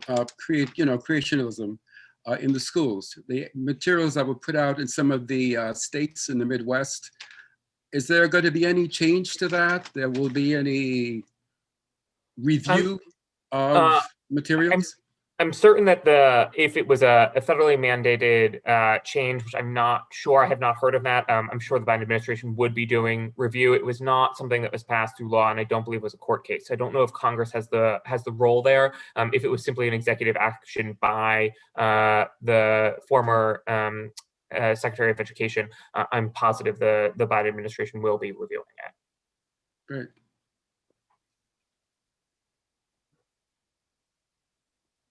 All right. Thank you all. Wait. You don't get off that easy. I got two more for you. I was waiting for my instructions. James Wallace. Hi, thanks so much for giving us that report. It was super thorough. My question is specifically with CB4 and certainly throughout the city, it seems like the budgetary deficit is like the major issue, and that the only way that that's going to be relieved is through federal support. I was just wondering, and this stuff is reported on generally, but while you're here, can you comment on the likelihood that some of those funds will be coming to New York and the city specifically? Yeah, definitely. So I think one of the things that we have seen, and particularly with the change of power in the Senate, it is our ability to deliver state and local aid has dramatically changed, right? I am fairly certain that we will be passing additional COVID relief. I'm also fairly certain it will include state and local aid, which to help backfill those budgets. And beyond that, we've also done, even in the last package, there was a pretty substantial amount of funding that went to states that did not require, that allowed for offsets. Most federal funding, when we do things, say education funding, and when it goes to the state and then flows down to the localities, it comes with the string attached, essentially, that state and local governments can't cut their budgets and their contributions to, say, education by the equivalent amount of the federal dollars that they're pulling down. So you can't replace that. What we did in the last package was untie that string. So you were allowed to use federal dollars to essentially replace state and local contributions for education funding, which means that those monies can be both extended and or used elsewhere. And so we've already done that. And in this coming package, there's a substantial amount of aid across a very broad spectrum. State and local aid directly, that would come through as a grant for the state and local. And there's a lot of school aid. There is homeless assistance aid. There is rental relief. There are unemployment relief. So there is a lot of it that would flow into the states, which that both goes directly to the states, and also funding that is direct relief for individuals that often allows funding to flow back up into state coffers through taxes. Christine. Thank you for all this update. And what is the status of working on transportation funding, Gateway, the Port Authority, and then other priorities? Definitely. So I think one of the things that you have heard from the president and both majorities in the House and the Senate is that infrastructure is a major interest that we are hoping to get done. Any funding for things like Gateway and the Port Authority bus terminal, other mass transit funding, specifically the subway. I mean, the MTA is in dire need of money right now. that would be part of a, some of that, like the MTA, would be part of the COVID relief, but others would be part of a transportation infrastructure bill. We have not yet started that process. Most committees have not yet fully incorporated. We are, I believe, finalizing our committee itself tomorrow. So the committees that would review and with jurisdiction over that haven't yet been constituted, so they have not begun to work on putting those together. It's going to be a few months at best, if not most of the year, before we see something like that move. Thank you. All right, now you're off the hook, Robert. Thank you very much. Thank you all. Going next to our district manager for the district manager's report, Jesse. Good evening, everyone. So I'll be very, very quick. So February committee updates and board reminders. Chelsea Land Use Committee will not be meeting this month. Just a reminder that Social and Racial Justice Task Force meets on the third Tuesday of the month at 6:30 p.m. And the public can always register to attend any of our meetings on our website. All other committees meet at their regular time. That is really it. I'll leave it there. Okay, thanks, Jesse.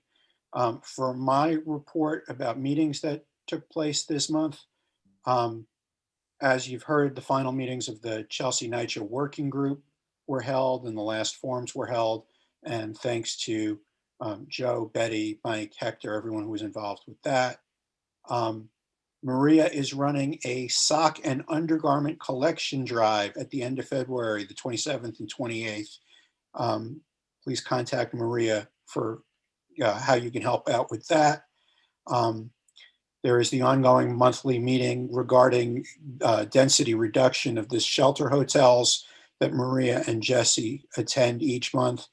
And as was highlighted earlier in the meeting, the Social and Racial Justice Task Force is doing a drive to recruit more members of color and members of minority groups to this community board.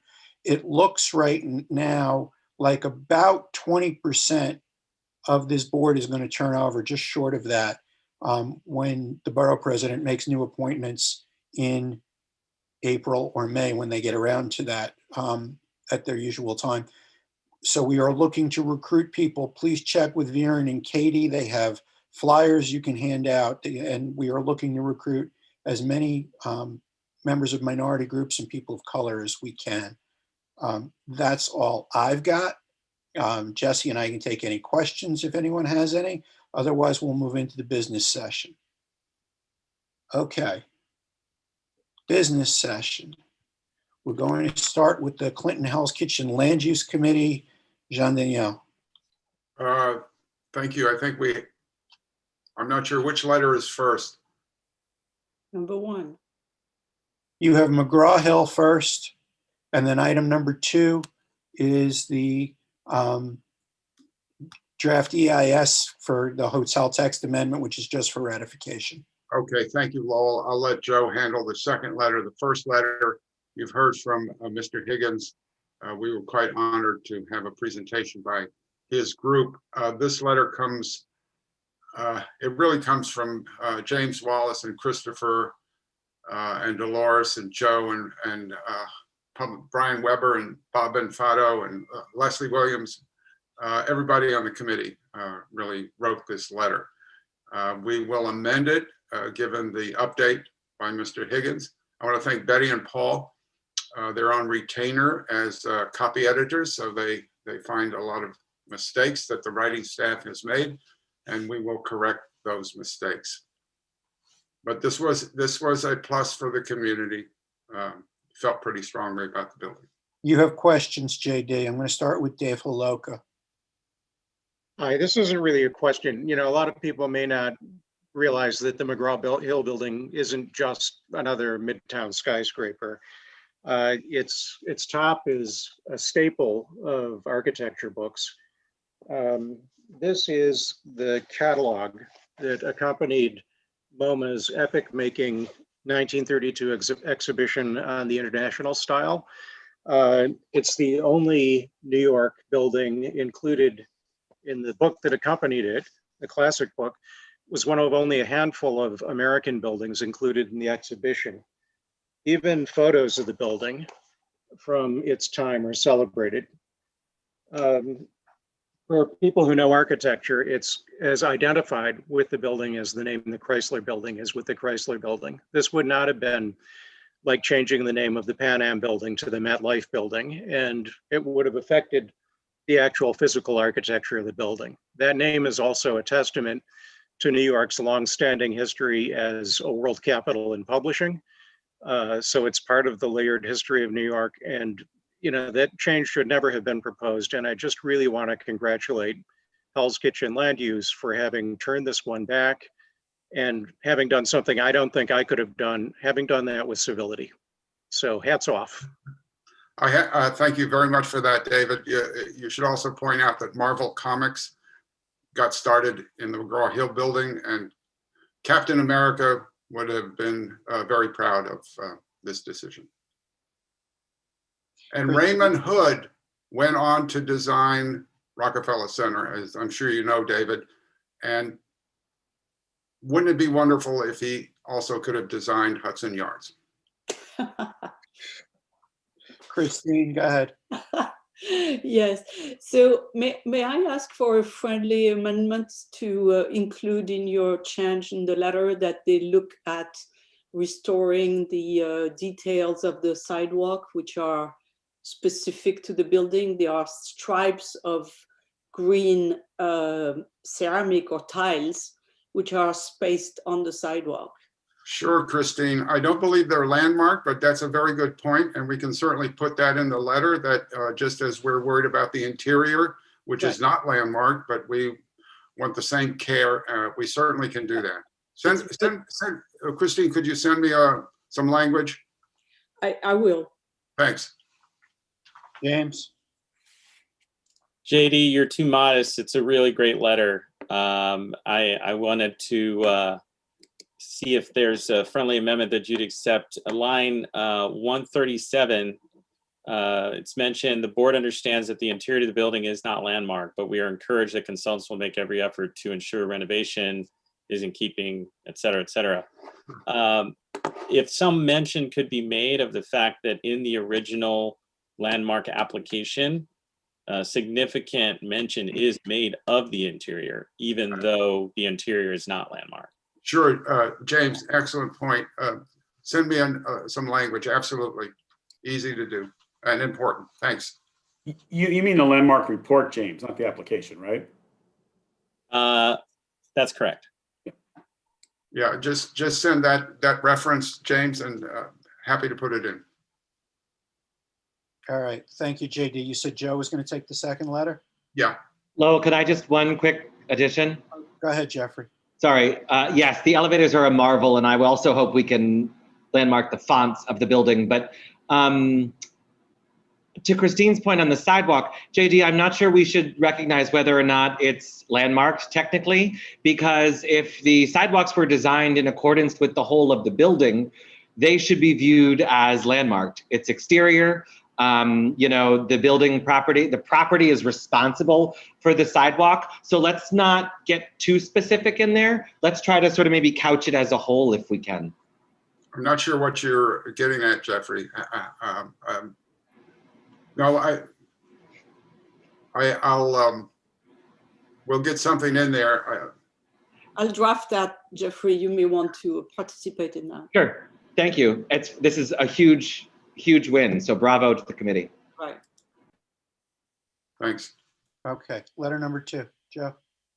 So this is about the comments of the draft scope for the Citywide Hotel Text Amendment in commercial districts.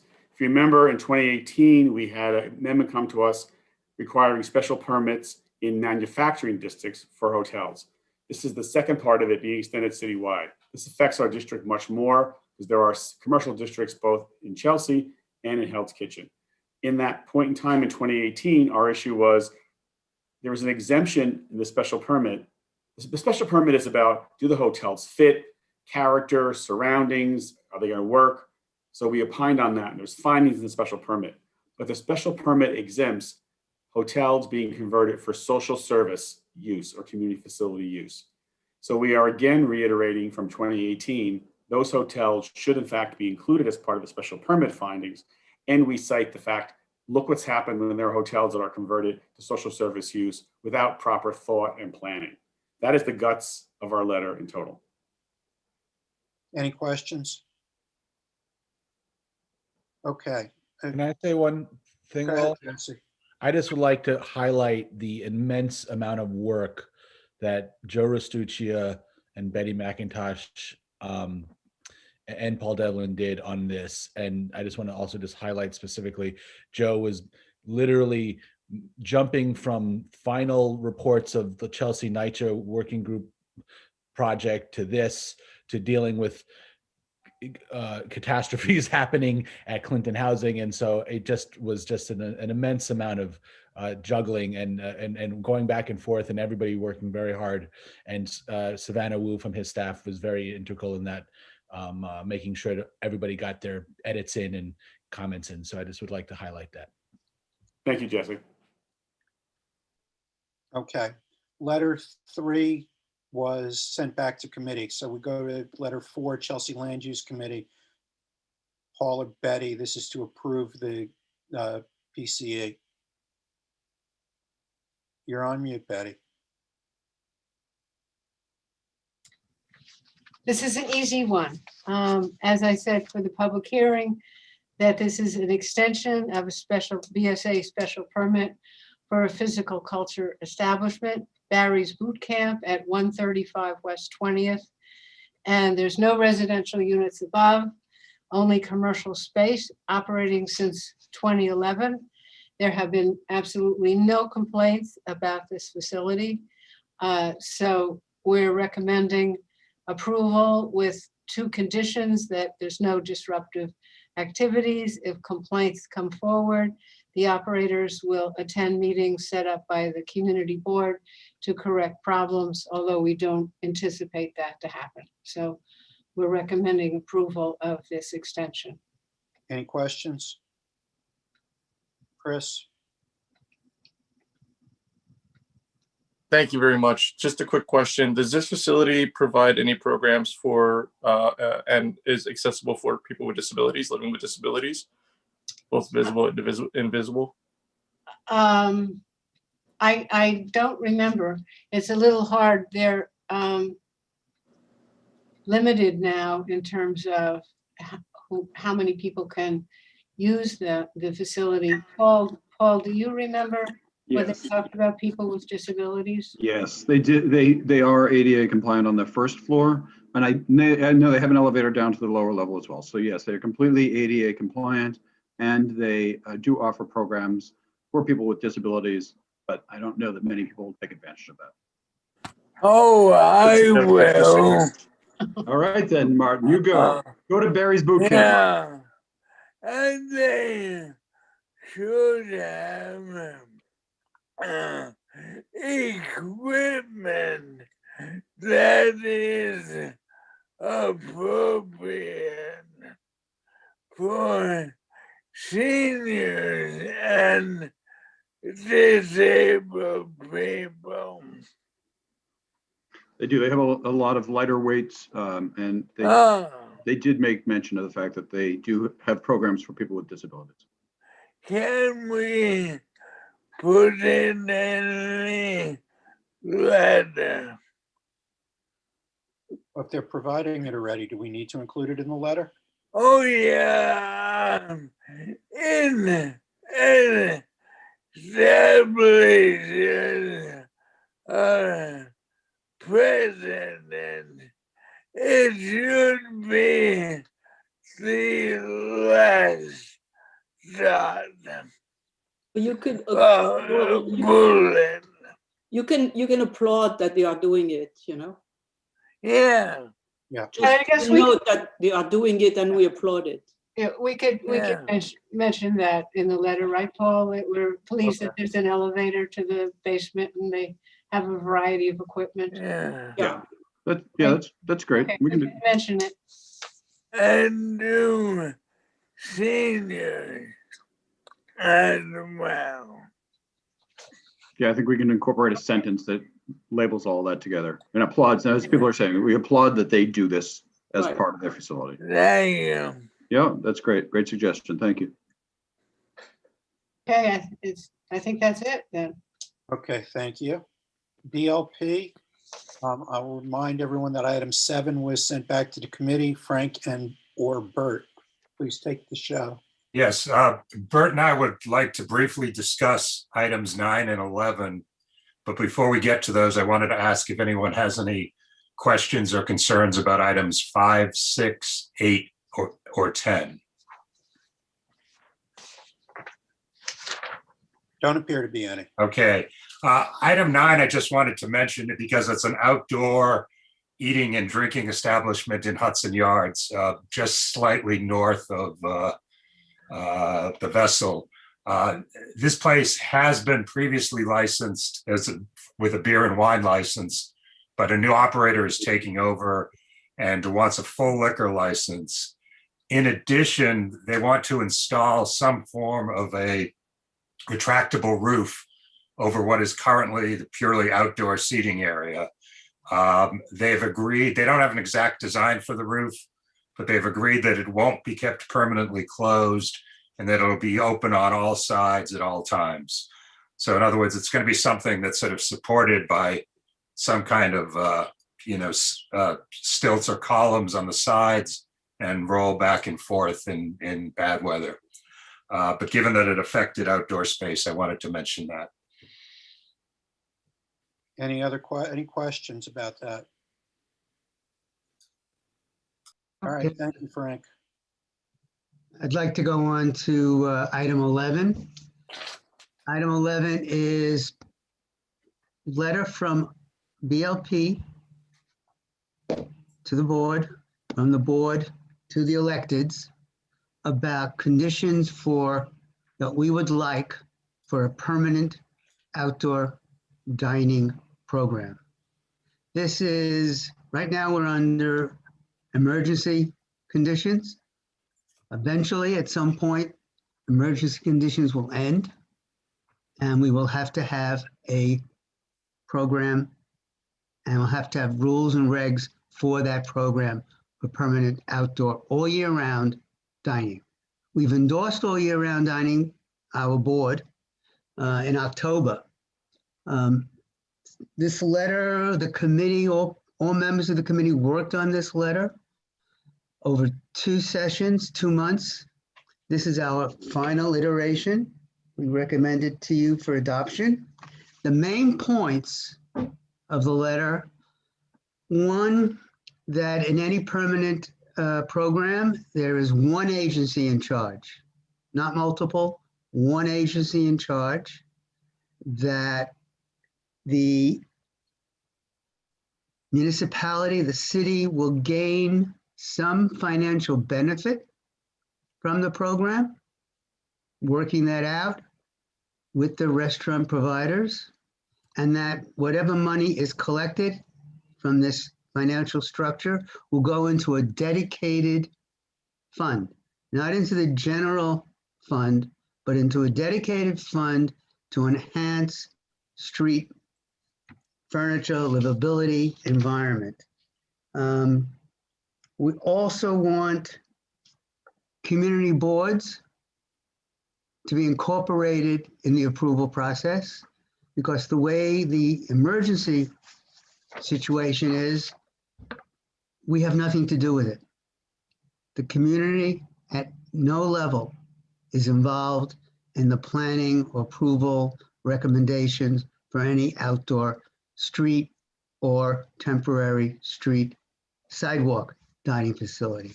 So in any permanent program, we want the community boards to be involved.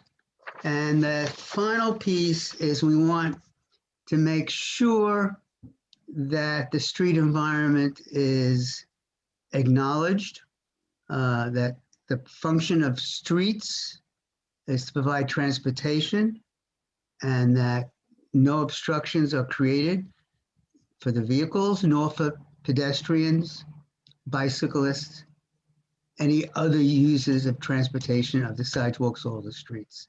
We have some details. I hope you've all read the letter. Any questions? Oh, you've got a bunch, Bert. Ah. I'm going to take them in the order they came up. James Wallace. First, kudos. This is like such a complicated issue and it's a really thorough letter, Bert, but I just have a few questions that you may have discussed in committee. So I'll try to get through them quickly. Actually, let me just list them. And then if you just want to hack through them however you want. One is should we bring up the concern of internal fire hazards to the actual structure? 2 is blocking FDNY access or emergency services access. 3 would be general traffic safety. I think there's already been an accident where a car ran into some external seating. 4 is accessibility. I don't recall seeing it in the letter. If it was in there, I apologize. And the last one is, while we're in this COVID emergency, airflow. Some of these places are so enclosed as to be basically indoor dining. So those are my concerns. Okay. So just to address everyone who has questions, this letter is very specific about one thing. It is what process is going to govern outdoor dining post-COVID. And we're trying to set up making recommendations for a procedural framework and the major issues to be considered. James, for example, on indoor dining, we already wrote a letter about how we believed it was unsafe and needed to be better regulated and inspected. And I think that went out a month or 2 ago. So, it's not about what's happening in COVID, because as Bert says, we really have minimal say-so. And it's not really getting into the weeds about what's going to happen in the future. It's really saying, it's got to be organized. There has to be one agency in charge. Okay. There should be a compensation system and so forth. Okay, thank you. The issues you raised, James, about fire standards, I don't think that's necessarily for this kind of a letter. I do think when it comes down the road, it should be incorporated. Cars, I know even now, there's supposed to be structures on the street side of the dining structure, on the outdoor dining structure, to protect. But all you can do is protect. You can't prevent 100%. So, Totally. Thank you. Make sure you have insurance if you're out there. Okay, so again, keeping in mind that this letter is about process, not about specifics. Brett, you're up next. You're on mute, sir. Either that or your mic's not working. No, its mic is not working. He's not on mute. All right, Brett, we'll come back to you. I'll let you work that out. Blake. Thanks for this letter, and I really appreciate how proactive it is, thinking about post-COVID. And, I agree with the consolidation of oversight, and especially the part about ensuring that rules are very clear for the restaurant operators. The part that I disagree with is the mention of the fees or, payments required by the restaurant operators into the fund. And my concern is really that even after the streets start looking more like normal, I think what is more hidden is the kind of debt and the back rent, that restaurants will have to pay back at some point. And so, I think to the point of saving details for a process to be worked out later, I think, we might not want to also bring up the fact that restaurant operators might need to pay into a fund before it's more clear what their financial situation will be coming out of this. And, so that part, I would prefer to take out and don't support. Just as a response, Blake, for everybody's information, we discussed that, and we're not very specific about when and what kind of financial instrument would be created. What we wanted to do, we wanted to cut off the landlords, because the landlords right now are saying, hey, we're renting to this restaurant. They're making tons of money. They're not really, but they're making additional money because they're using And it's not even the landlord's property, the street. But they want to get it back in some way. The landlords are trying to maybe even talk about raising rent, and they're talking about it right now. So we wanted to intervene in some way between the landlords and the restaurateurs and capture some of that, because I'm not saying when, but those streets are public. They're maintained with public money. The sidewalks are maintained with public money. We're not giving them away. I'm not saying, I don't think we're saying that we want to impose something immediately the first day. Yes, people will have to get their feet back on the ground and get going. But at some point, we want to capture that, some of that added value. Thanks for that explanation. I do think that there are other entities like delivery companies or, the building owners themselves or cars, parking that could fund something like that. But thanks for that explanation. All right, before I go to the next question, I want to point out, Bert, that Marty Treat has comments in the chat that all the shoulds should be must or shalls after line 54 to make it stronger.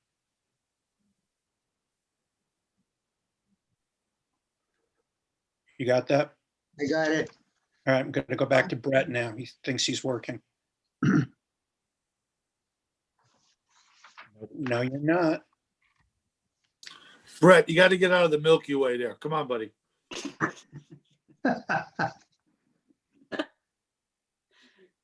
Brett, I'll come back to you again. Jeffrey. Thanks, Lowell, and thank you, Bert. I have two concerns. One of them major, there's going to be a promulgation of rules process, and I am very concerned about the second, in the process changes being in line 36, community boards should be included in the approvals process for any outdoor street dining structures as they are for liquor license applications, sidewalk cafes. Any requests should start at the community board. I think we should think about suggesting rules and a rules process that we approve of. If an applicant is seeking an exception to the rule, then they have to come before us, and it wends its way through this sort of appeals process, a BSA type process, if you will. We are looking at an exorbitant increase in workload, considerable additional cost to the business, on top of what they're going to be spending on the space outside. So why, before rules have even been put forth by the agencies, and we don't know which agency it's going to be, are we saying that is my main question? Bert, let me answer that. So Jeffrey, other community boards, especially CB3, have sent far stronger letters on this subject.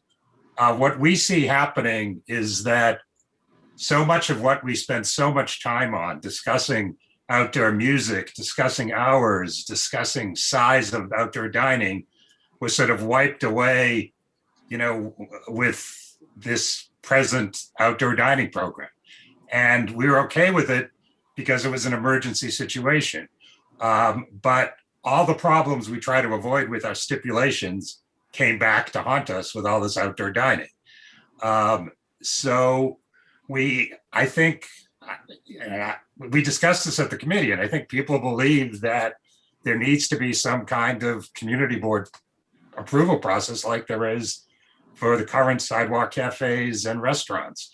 We're not talking during the state of emergency. We're talking when things get back to normal. Yeah, I see that. I just read it as being even more heavy-handed than it need be. If we support a rules package, then we don't need to hear every application, provided it fits the rules. If they don't, and they want to appeal, then it would make sense. So I'm fighting a losing battle here, but I really do think it will be a huge increase in work on the board. And separate from that, it's almost like we're jumping the gun. And instead of looking to inform the rules, we're a step ahead of it. So, yes, I know that, Christine. And the reasons your meetings go to midnight are case in point. So Thank you. Great. Otherwise, great letter. Okay, thank you, Jeffrey. Sarah. Thanks, Bert. I have one question that may border on substance versus process, but it's a pretty foundational element of a program. So just want to get your take. There's a line in the operational changes section that says, any continuation should be on the sidewalk or roadway. Did you all consider stating a preference for use of the roadway over sidewalks? And I say that just because pedestrian space is so constrained. Post-COVID, we'll be back to normal levels of pedestrians. There's more space for vehicles. There's millions more pedestrians than vehicles. And the city has a history of prioritizing vehicles over pedestrians and pedestrian space. And so I would love to see, a line in there personally that would say something like, and would suggest preference for the roadway in all possible instances, but just wondering if you guys thought about that or would consider such an addition. I don't think, and I'll defer to other members of the committee, but I don't recall us having a preference of one or the other. We did want strongly one or the other at any particular site. We did include expanding the pedestrian part of the sidewalk. I saw that. Mm-hmm. Yeah, so that was our push to increase the sidewalk. And Bert, if I may, Go I ahead. think the idea of saying one or the other is the assumption that if they can be on the street physically, if they have the space to be on the street and there are no obstruction, people naturally are going to be on the street. And then we ask that they not be on the sidewalk at the same time. But then if you have another place which cannot be on the street and today can have a sidewalk cafe, I think it would be a little bit too stringent to exclude them from the program.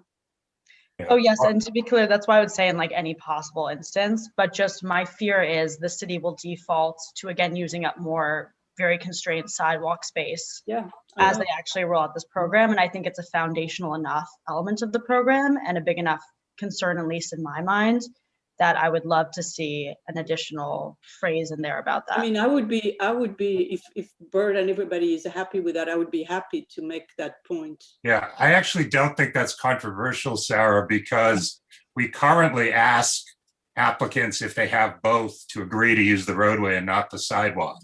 And most of them have been doing that. So that has been the philosophy of the committee. So I think putting it in the letter that's saying, if both are available, we want roadway usage would be a friendly amendment if Bert's okay with that. I'm okay with them. And Christine, would you come up with some language? Yeah. That would be great. And Brett has some text here. Yeah, I've got it, Christine. I've got it, Christine. All right, so Brett could not get his mic working, but he put his comment in the chat and I'll read it. I would like it overtly stated that the outdoor dining must not hinder the safety or effectiveness of bicycle lanes. Also, safety for pedestrians, bicyclists, and vehicles should be included with transportation in the first operational changes bullet point. We can amplify that. Yeah, that could be incorporated. Yeah, we can talk about, I don't have the language right here in my head, but we did talk about that the function of streets and sidewalks are transportation. We emphasize that. And that's transportation for all methods and ways of getting around.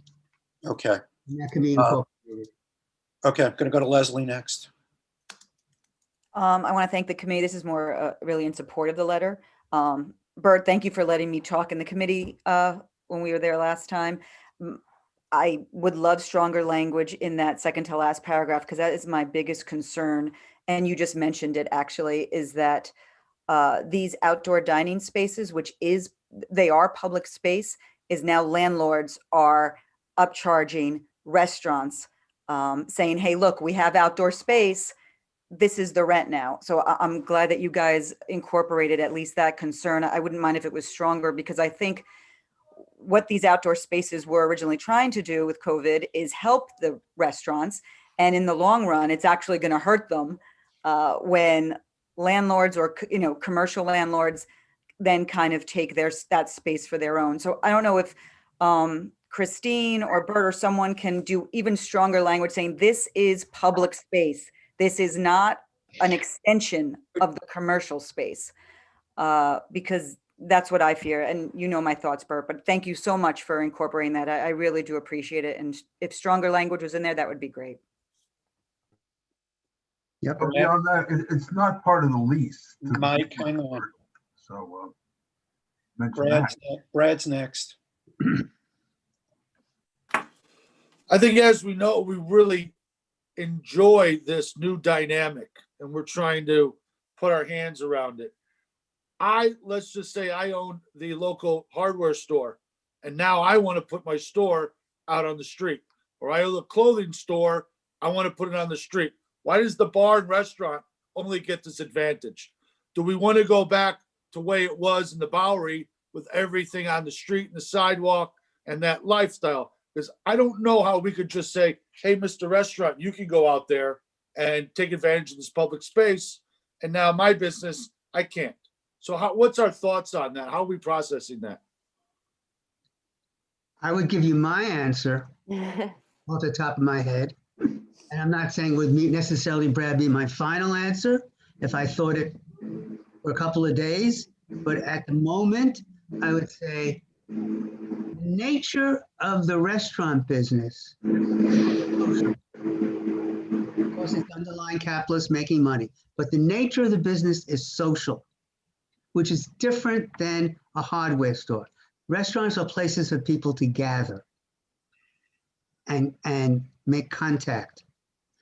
That's not the function of a hardware store. That's not the function of a clothing store. So in my book, it's a different type of business, and it performs a different, it function in the urban scene. Correct me if I'm wrong, as a member of the committee, this is already passed, right? They are making this permanent. So we are trying to only wrap our arms around it and get a hold of having some say in what happens at this point. The way I understand it, and Frank, anybody else, is it's only permanent temporarily. If you can wrap your head around that, it's only permanent temporarily. When the permanent temporariness ends is anybody's guess. How's that determined? Oh, we only had one case over the last month? Okay. But this is going to, some point, we're going to get back to some kind of normalcy, pardon the expression. But Bert, keep in mind, like a local street fair where you have vendors out on it, that's a social thing. And if I see a business that's doing something different, I want to take advantage. I'm just saying, should we say something in this letter that we believe this is a social gathering, not, to your point, a retail gathering? So, I mean, it's just something to think about. I see it probably coming up. If I want to try it, how do we organize that? Brad's already writing the legal question. Actually, Brad, Brad, can we please keep the sidebars to a minimum so we can keep this conversation moving and we're not here all night? As of right now, there also a temporary, a retail outlet has the temporary ability in New York City to put their wares outside, put their clothing on the street, put their gadgets from the hardware store on the street. How many have done it? That's something else. Many of them, I guess, have determined, even before it became winter, that it really doesn't work for them the way it works for a restaurant. And Brad, just to follow up on Kerry's point, we're not writing this letter to advocate permanent outdoor dining.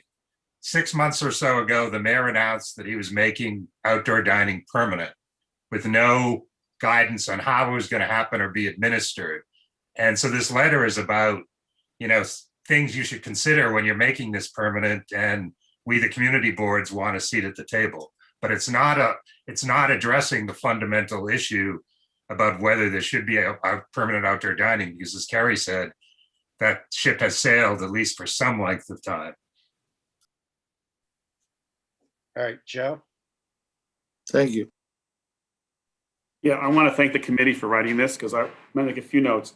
First, the ship has sailed and it has been very successful and it's ramshackle now, but I really believe it's going to be a permanent feature in the city going forward post-COVID.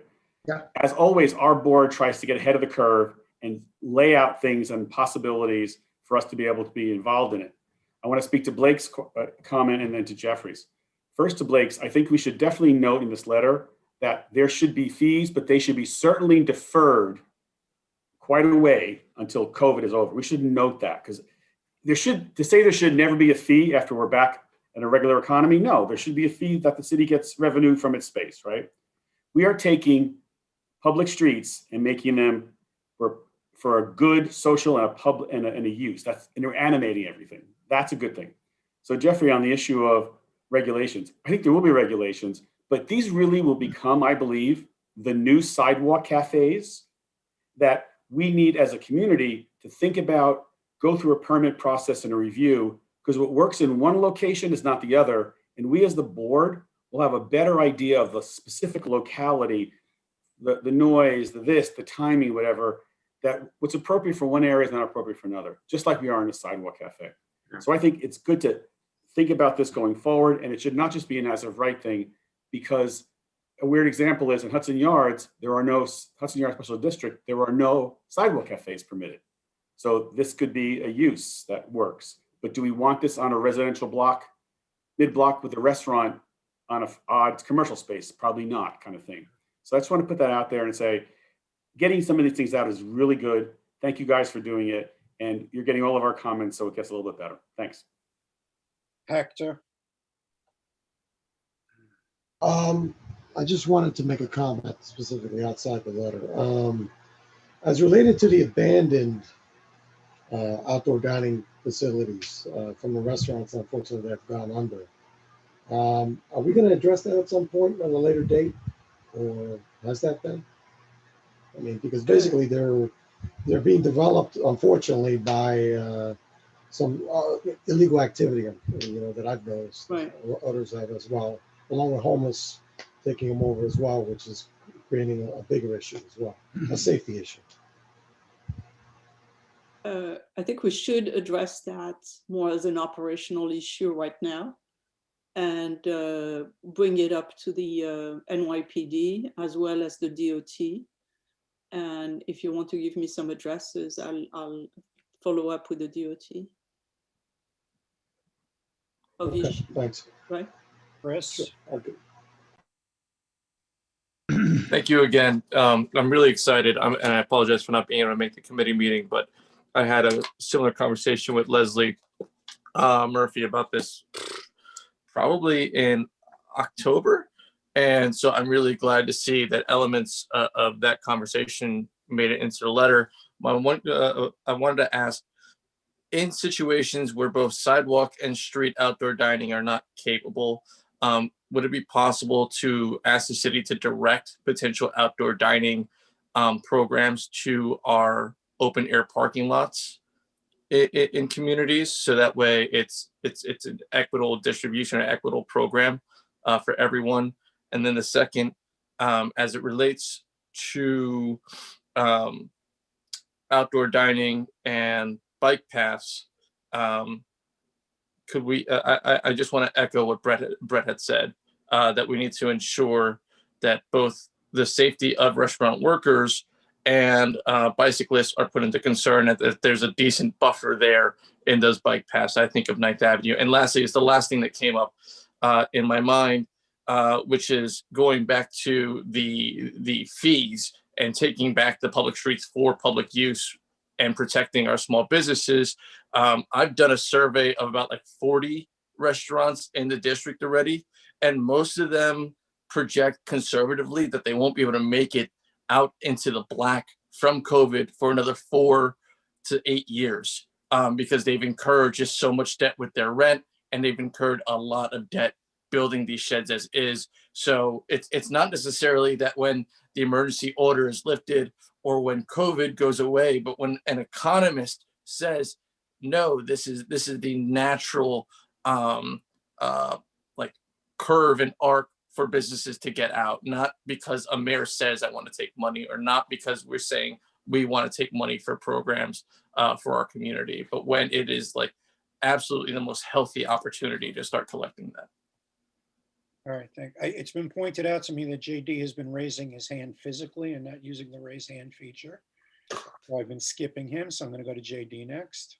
Sorry, thank you, Lowell. Sorry about that. Question for Frank about that structure that's going to be built at Hudson Yards. I unfortunately can't draw up the letter now. Could you explain that a little? What did the committee say about that? JD, if it's okay, let me get the rest of the questions on letter 11 and then we can circle back to that one. Yep. Jeffrey? Just a final comment. I mean, these outdoor dining structures are already in the street. So how long is the review process going to take? And if you're number one, well, I guess you're lucky, but isn't it an unfair advantage to be number 4,726? Because there are thousands of these already on the streetscape. So I fully support getting ahead of the curve in terms of the rulemaking process here, but we also have to think about the holes that are in our letter. And we're missing something here, and that's about that these are already on the street. And what happens when the new rules tell a restaurant you can't do it? And, you know, again, number one versus 4,000X. What's the plan here? This review could take years. Bert, let me get to that. One at a time, please. Christine, go ahead. That's a logistical question, and a very appropriate logistical question. I think in writing this letter for the future, I don't think we can answer all those kinds of questions, but I think it's important that we say that nobody is grandfathered in or grandmothered in. That we look at how the program has operated, what are its good points, what are its bad points, what can we take for the permanent program. And yes, I wouldn't want to be that 4,327th one on the list of, you know, reapplying for my existing structure, because who knows, you know, 27 years down the line. I don't think we have to figure that out in the letter right now. Yeah. Christine, did you want to add something?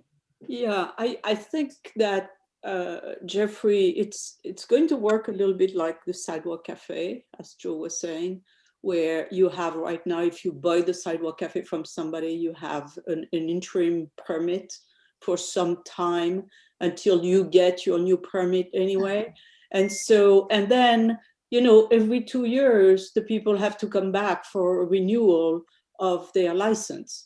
And we could say, okay, at the time of the renewal, this is when we look at what's happening out there, right? What's the design, what's happening. So it doesn't have to be today, and it can be over time, and everybody gets their permit at a given time, but it's not in one shot.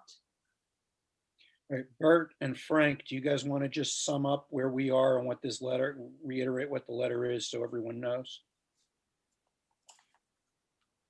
I just want to know the procedures from here, because we have a lot of amendments. I accept all of them, and I think Frank does as friendly. I don't find any antagonism in any of the amendments. They're friendly amendments. We'll incorporate them. We've asked people to actually send us language. Brett, you're going to send us language. We're going to put that in. Realizing that there's no immediate time element in this, there's no deadline necessarily. Do you want us to take it all and then we can put it back in the letter and come back again? Or would you trust us to incorporate it and then just send it out? And you're suggesting that we refer it back to committee? If that's the language you want to use. Well, that's technically what it would be. just to I refer mean, back to the you can committee. go either way. Frank? I would raise a point here. I know that the DOT is working on those rules right now. You have inside mole? Yes, I do. Of course she does.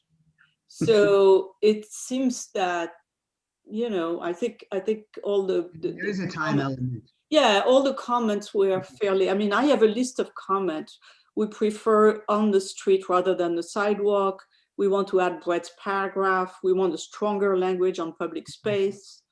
I don't know what we want to say about other businesses. I don't know that it belongs into that. Okay, I would And suggest. defer the fee and the have fee a formula, right? phased So these in. are the things I have. Defer, I would say, phased in, defer. Right. And then not having access to those moles, and I'll go with your information, Christine. Lowell, we have one Time is more. important. Lowell, you have one more person, Yeah, Martin? no, I know, I saw it. Oh, I'm sorry. All right, so Frank, did you want to add anything in summary here? No, I think they've all been covered. Brett's and other people's points about making sure the bike lanes are free and that, right. Pedestrian and biker safety is paramount. Okay, Marty?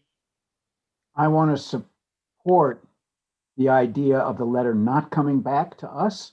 I think the group of you know the issues. If you miss a point or two, it's an interim letter anyway. Go for it. I support the letter as you rewrite it. All right, Alan? Thank you. I think the letter stands very good as a framework. I was just wondering if it could somehow incorporate some language that this is an ongoing process, that you want to have the ability to answer about regulations that do come out of DOT at some point, and that you have some influence doing something like that as when these regulations come out, and you want to refine the letter at that time, or something like that. Yeah, I know we voted at the end, but can I just move to adopt as amended in general? Second. That's not appropriate to take a motion right now. I'm going to let everyone have their say here, because I think we're done anyhow. Yeah. I want to go back to JD, and JD had a question about an earlier BLP letter. Thank you, Lowell. Frank, it's just about that kind of shelter they want to put up. What did the letter, are we supporting it? Are we not? Or we are supporting it with limitations.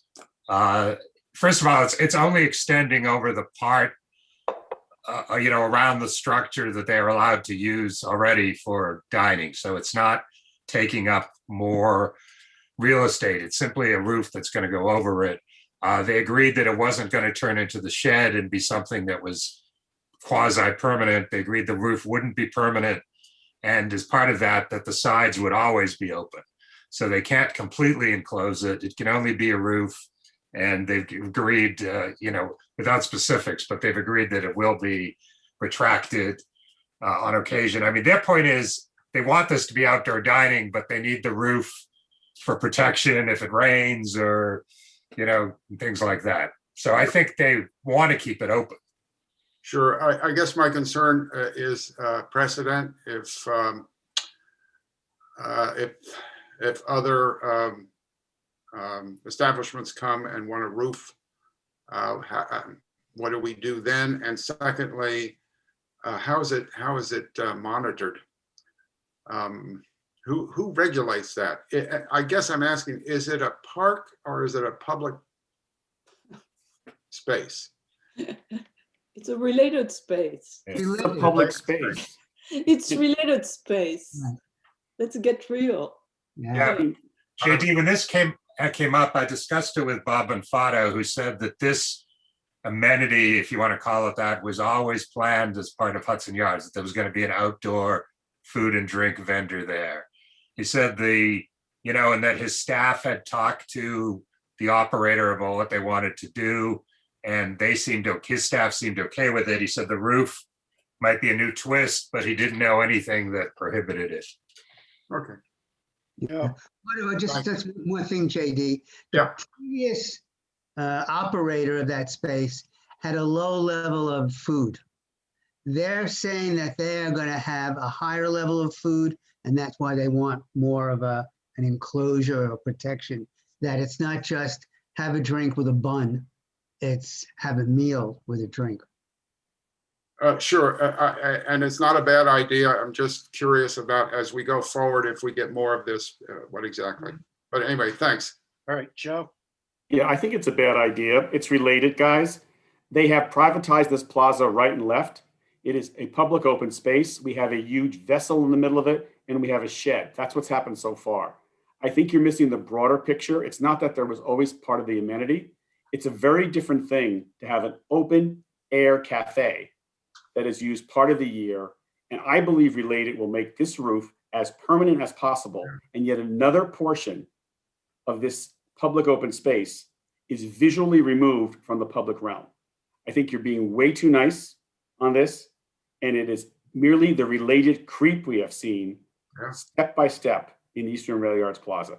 I would really recommend that if it's a roof, it's got to be like it's got to be said, nothing permanently affixed.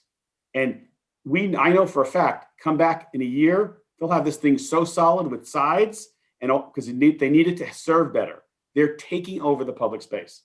Let's remember who they are. Joe, I agree with you completely. And we tried to do a lot of legwork when this came in about whether we had any basis to stand on to object to it. And we have a basis to say that this was a outdoor seating, no roof, and just say it. Yes. Can we? Thank you. Would it be possible, or is this crazy, to send them to the land use committee? Since Hudson Yards did go through. Yeah. Well, JD, you may remember that this is the other thing I discussed with Bob Bonfato. There was supposed to be a Hudson Yards outdoor space committee created. Remember when we had all that uproar about whether there were going to be outdoor bars outside the shed? For the Western Rail Yards. And Bob said that it hasn't operated yet, but somehow it's only going to be about the shed. It's not going to be about all the outdoor space. I would love to do something about it. I agree. I don't know whether we, have an alternate motion on this I'm asking if the possibility of sending them to the land use committee, because originally this needed approval, just to figure out if. That's fine. That's fine with me if that works for Lowell and Jesse. Two aspects of this, though. I hear the land use, what you're saying, JD, what you're saying, Joe, but they also came to us for a liquor license. Yeah.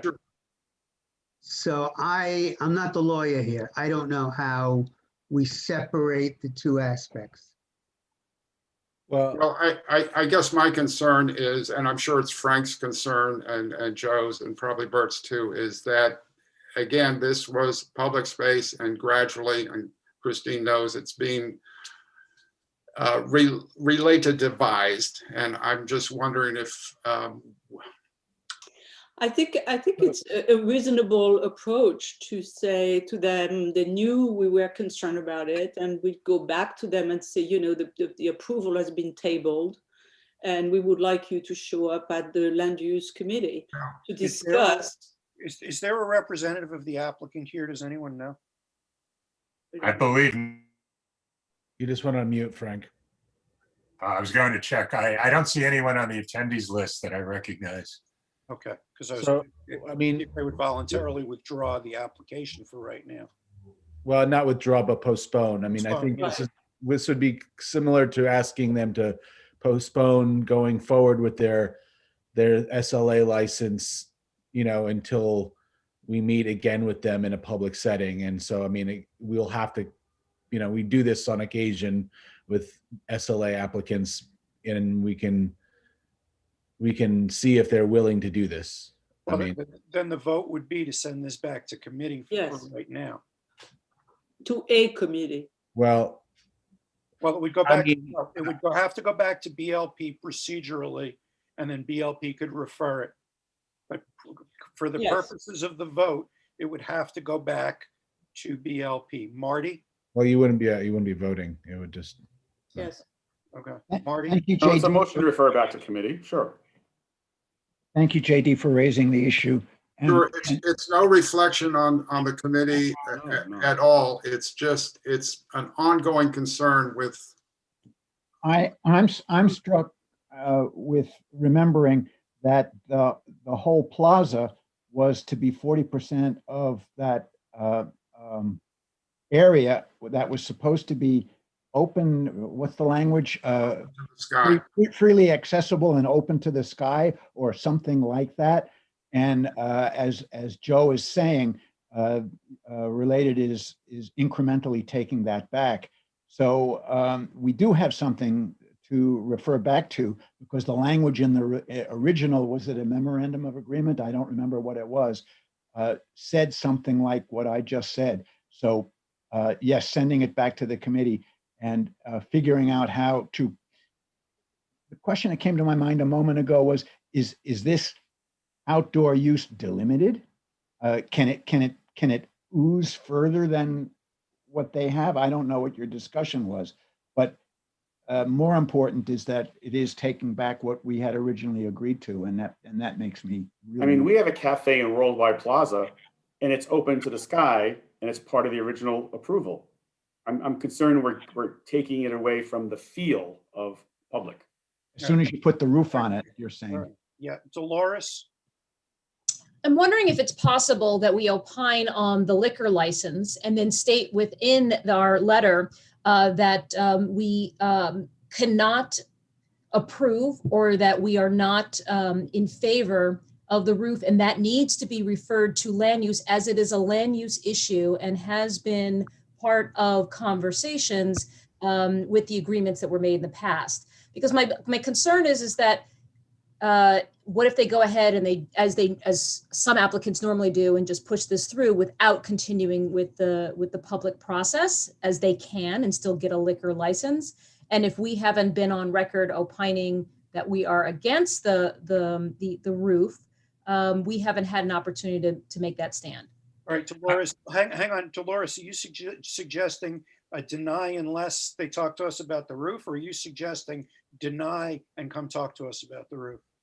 I'm suggesting that we opine only from BLP on the liquor license, and state clearly that it is not appropriate to be asking about a roof in the liquor license and needs to go to land use, and that at the board, and actually the SLA should not be approving a roof as part of this application process. But Frank, is it part of their method of operation that they've agreed to? What? Well, Frank, is it part of their method of operation to include the roof? Yes, so I think. So that's the problem, Dolores. If it's we have to. No, I think we can do it this way, because I don't think they're going to agree to wait. They may agree to come to land use, but they're not going to agree to wait. So I think what we have to do is say, we can only recommend approval of this liquor license if it remains a purely outdoor space. And if they want more than that, they need to come to our land use committee to discuss how this fits into the original plans for how the Hudson Yards Park was going to be used. And we send that to the SLA. And when we tell them that's what we're doing, we'll ask them if they wait and come to land use. And if they won't, we send that letter and see if they come to land use or not. And we have to be clear that our definition of an outdoor space does not include covering. Yes. Okay. Open to the sky. Yeah. That's the letter now as amended that we will be voting on. Yeah. Okay, Sarah? Dolores. So can I just clarify, Frank, are you suggesting that this is now becoming a deny unless they comply with no roof? Yeah, we'll have to figure out technically how to phrase it. Ordinarily, yeah, I mean, whether it's, we only recommend approval of the liquor license in a space that's open to the sky, or whether we typically do deny unless when we have stipulations that they've agreed to. So I think this might need to be a straight denial of the roof, approval of a license for purely outdoor space.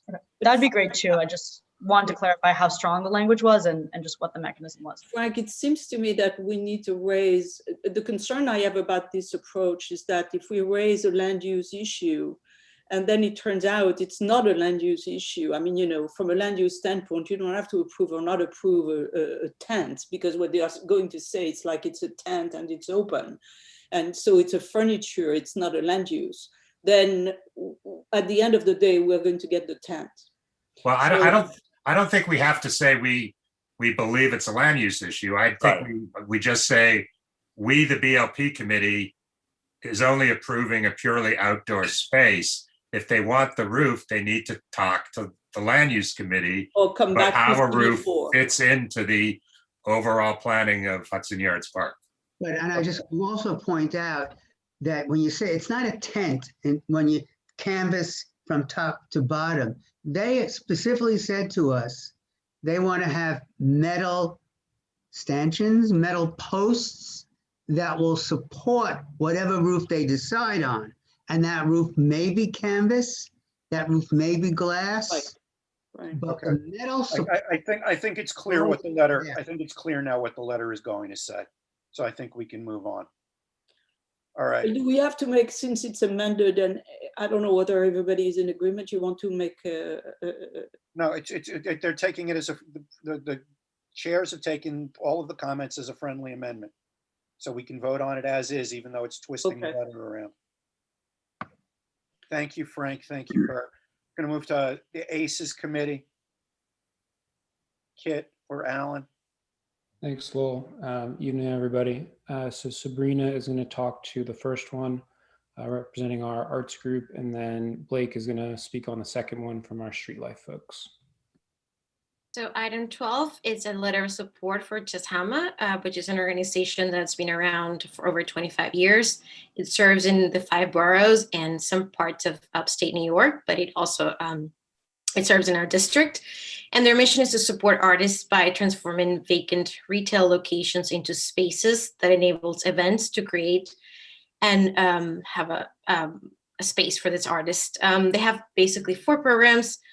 Space to create, a space to protect, space to for a community, and also a space for I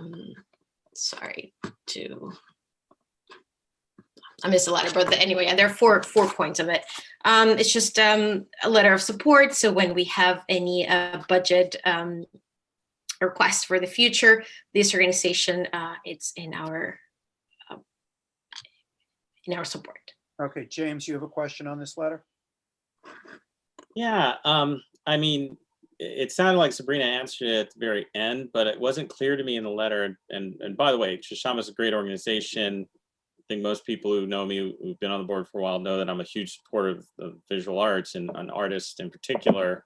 It's just, I really wasn't understanding what the point of the letter was. It just seemed like a blanket endorsement of an organization, which it's just, I wasn't understanding where this was coming from. Usually, like if there's a specific initiative we're trying to promote.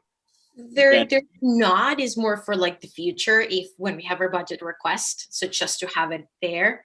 But there was not really a request of them like, hey, we want this, want that. I mean, obviously there's an incentive of COVID right now. It's like all these places were vacant to make sure that, well, you know, they can be used for the artist purposes, but it wasn't really like an urgent matter of it, just the support of us. Well, if you would take it as a friendly amendment. James, we have sent many letters when people come in, make presentations, basically saying, thank you for the presentation. We support the work you're doing.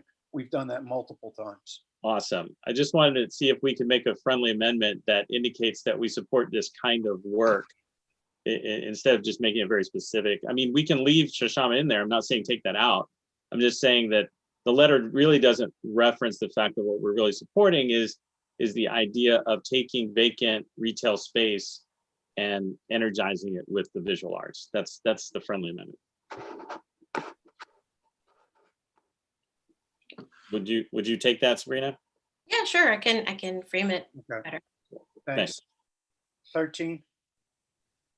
Yes, thank you, Lowell. So this letter 13 memorializes a couple of great presentations that we had at our last ACES meeting. The first from Katie Savage, who leads the Hell's Kitchen Litter Legion, which goes and does cleanups almost every weekend and has done a spectacular job on 9th and 10th Avenues in Hell's Kitchen.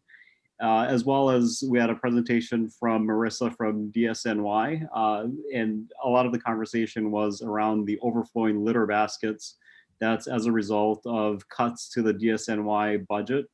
And so we wanted to reiterate the severity of the issue in our neighborhood from a health perspective, from a sidewalk perspective, from a sanitation perspective, and reinforce the fact that we really celebrate the heroic volunteerism of groups like the Litter Legion, but really it has to be a resourced DSNY that's responsible for keeping these sidewalks clean and the litter baskets from overflowing.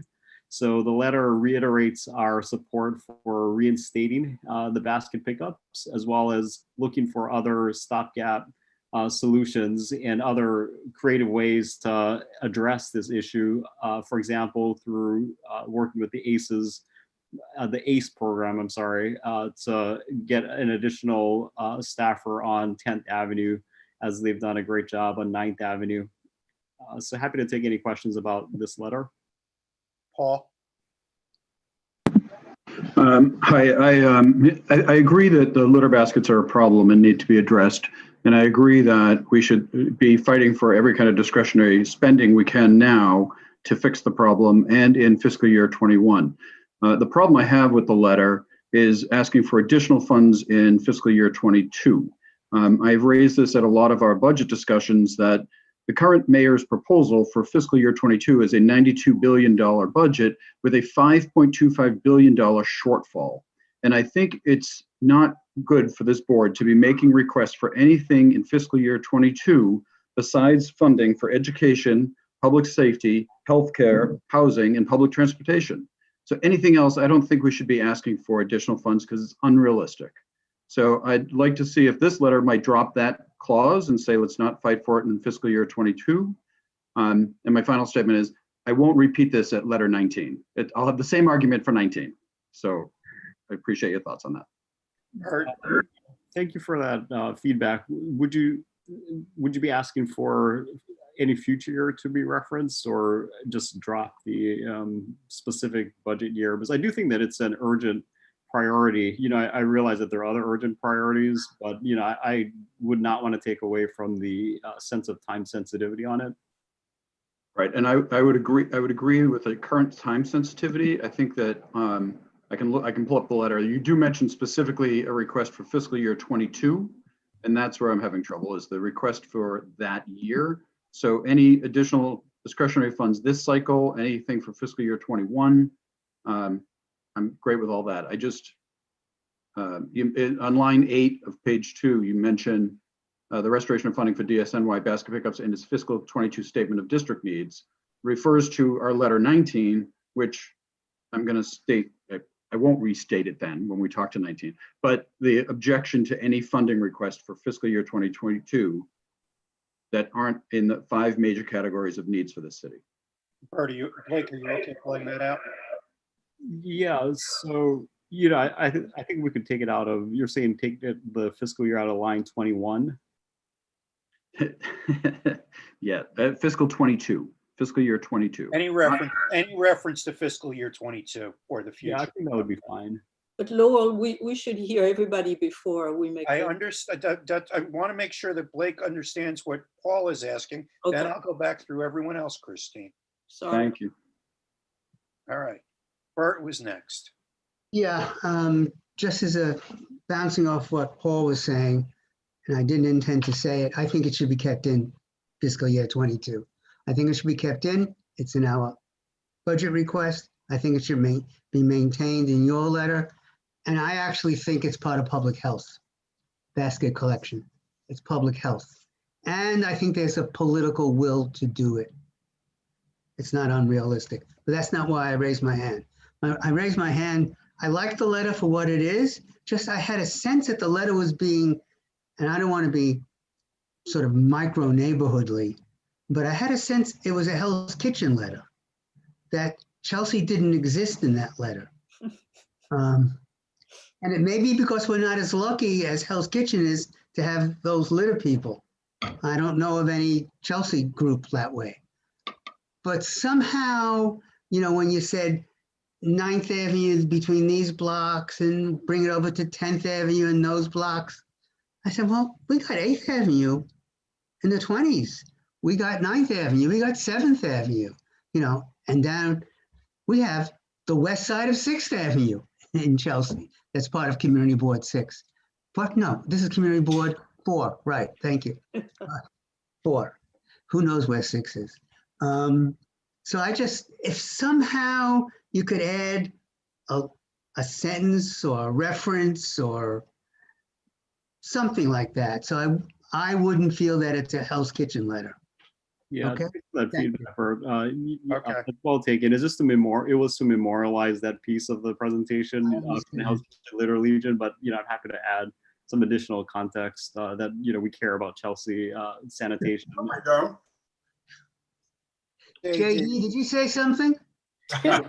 He didn't. You're hearing things. They're unionized. They're unionized. They can't go below 34th Street, Bert. Dolores is up next, folks. So, Bert, it was a Hell's Kitchen letter. It's because the presentation was coming from someone who's been doing the work in Hell's Kitchen. And the area that's identified is directly related to some of the other issues that we're having within the district, as many of those hotels, which are now housing the homeless shelter relocated folks.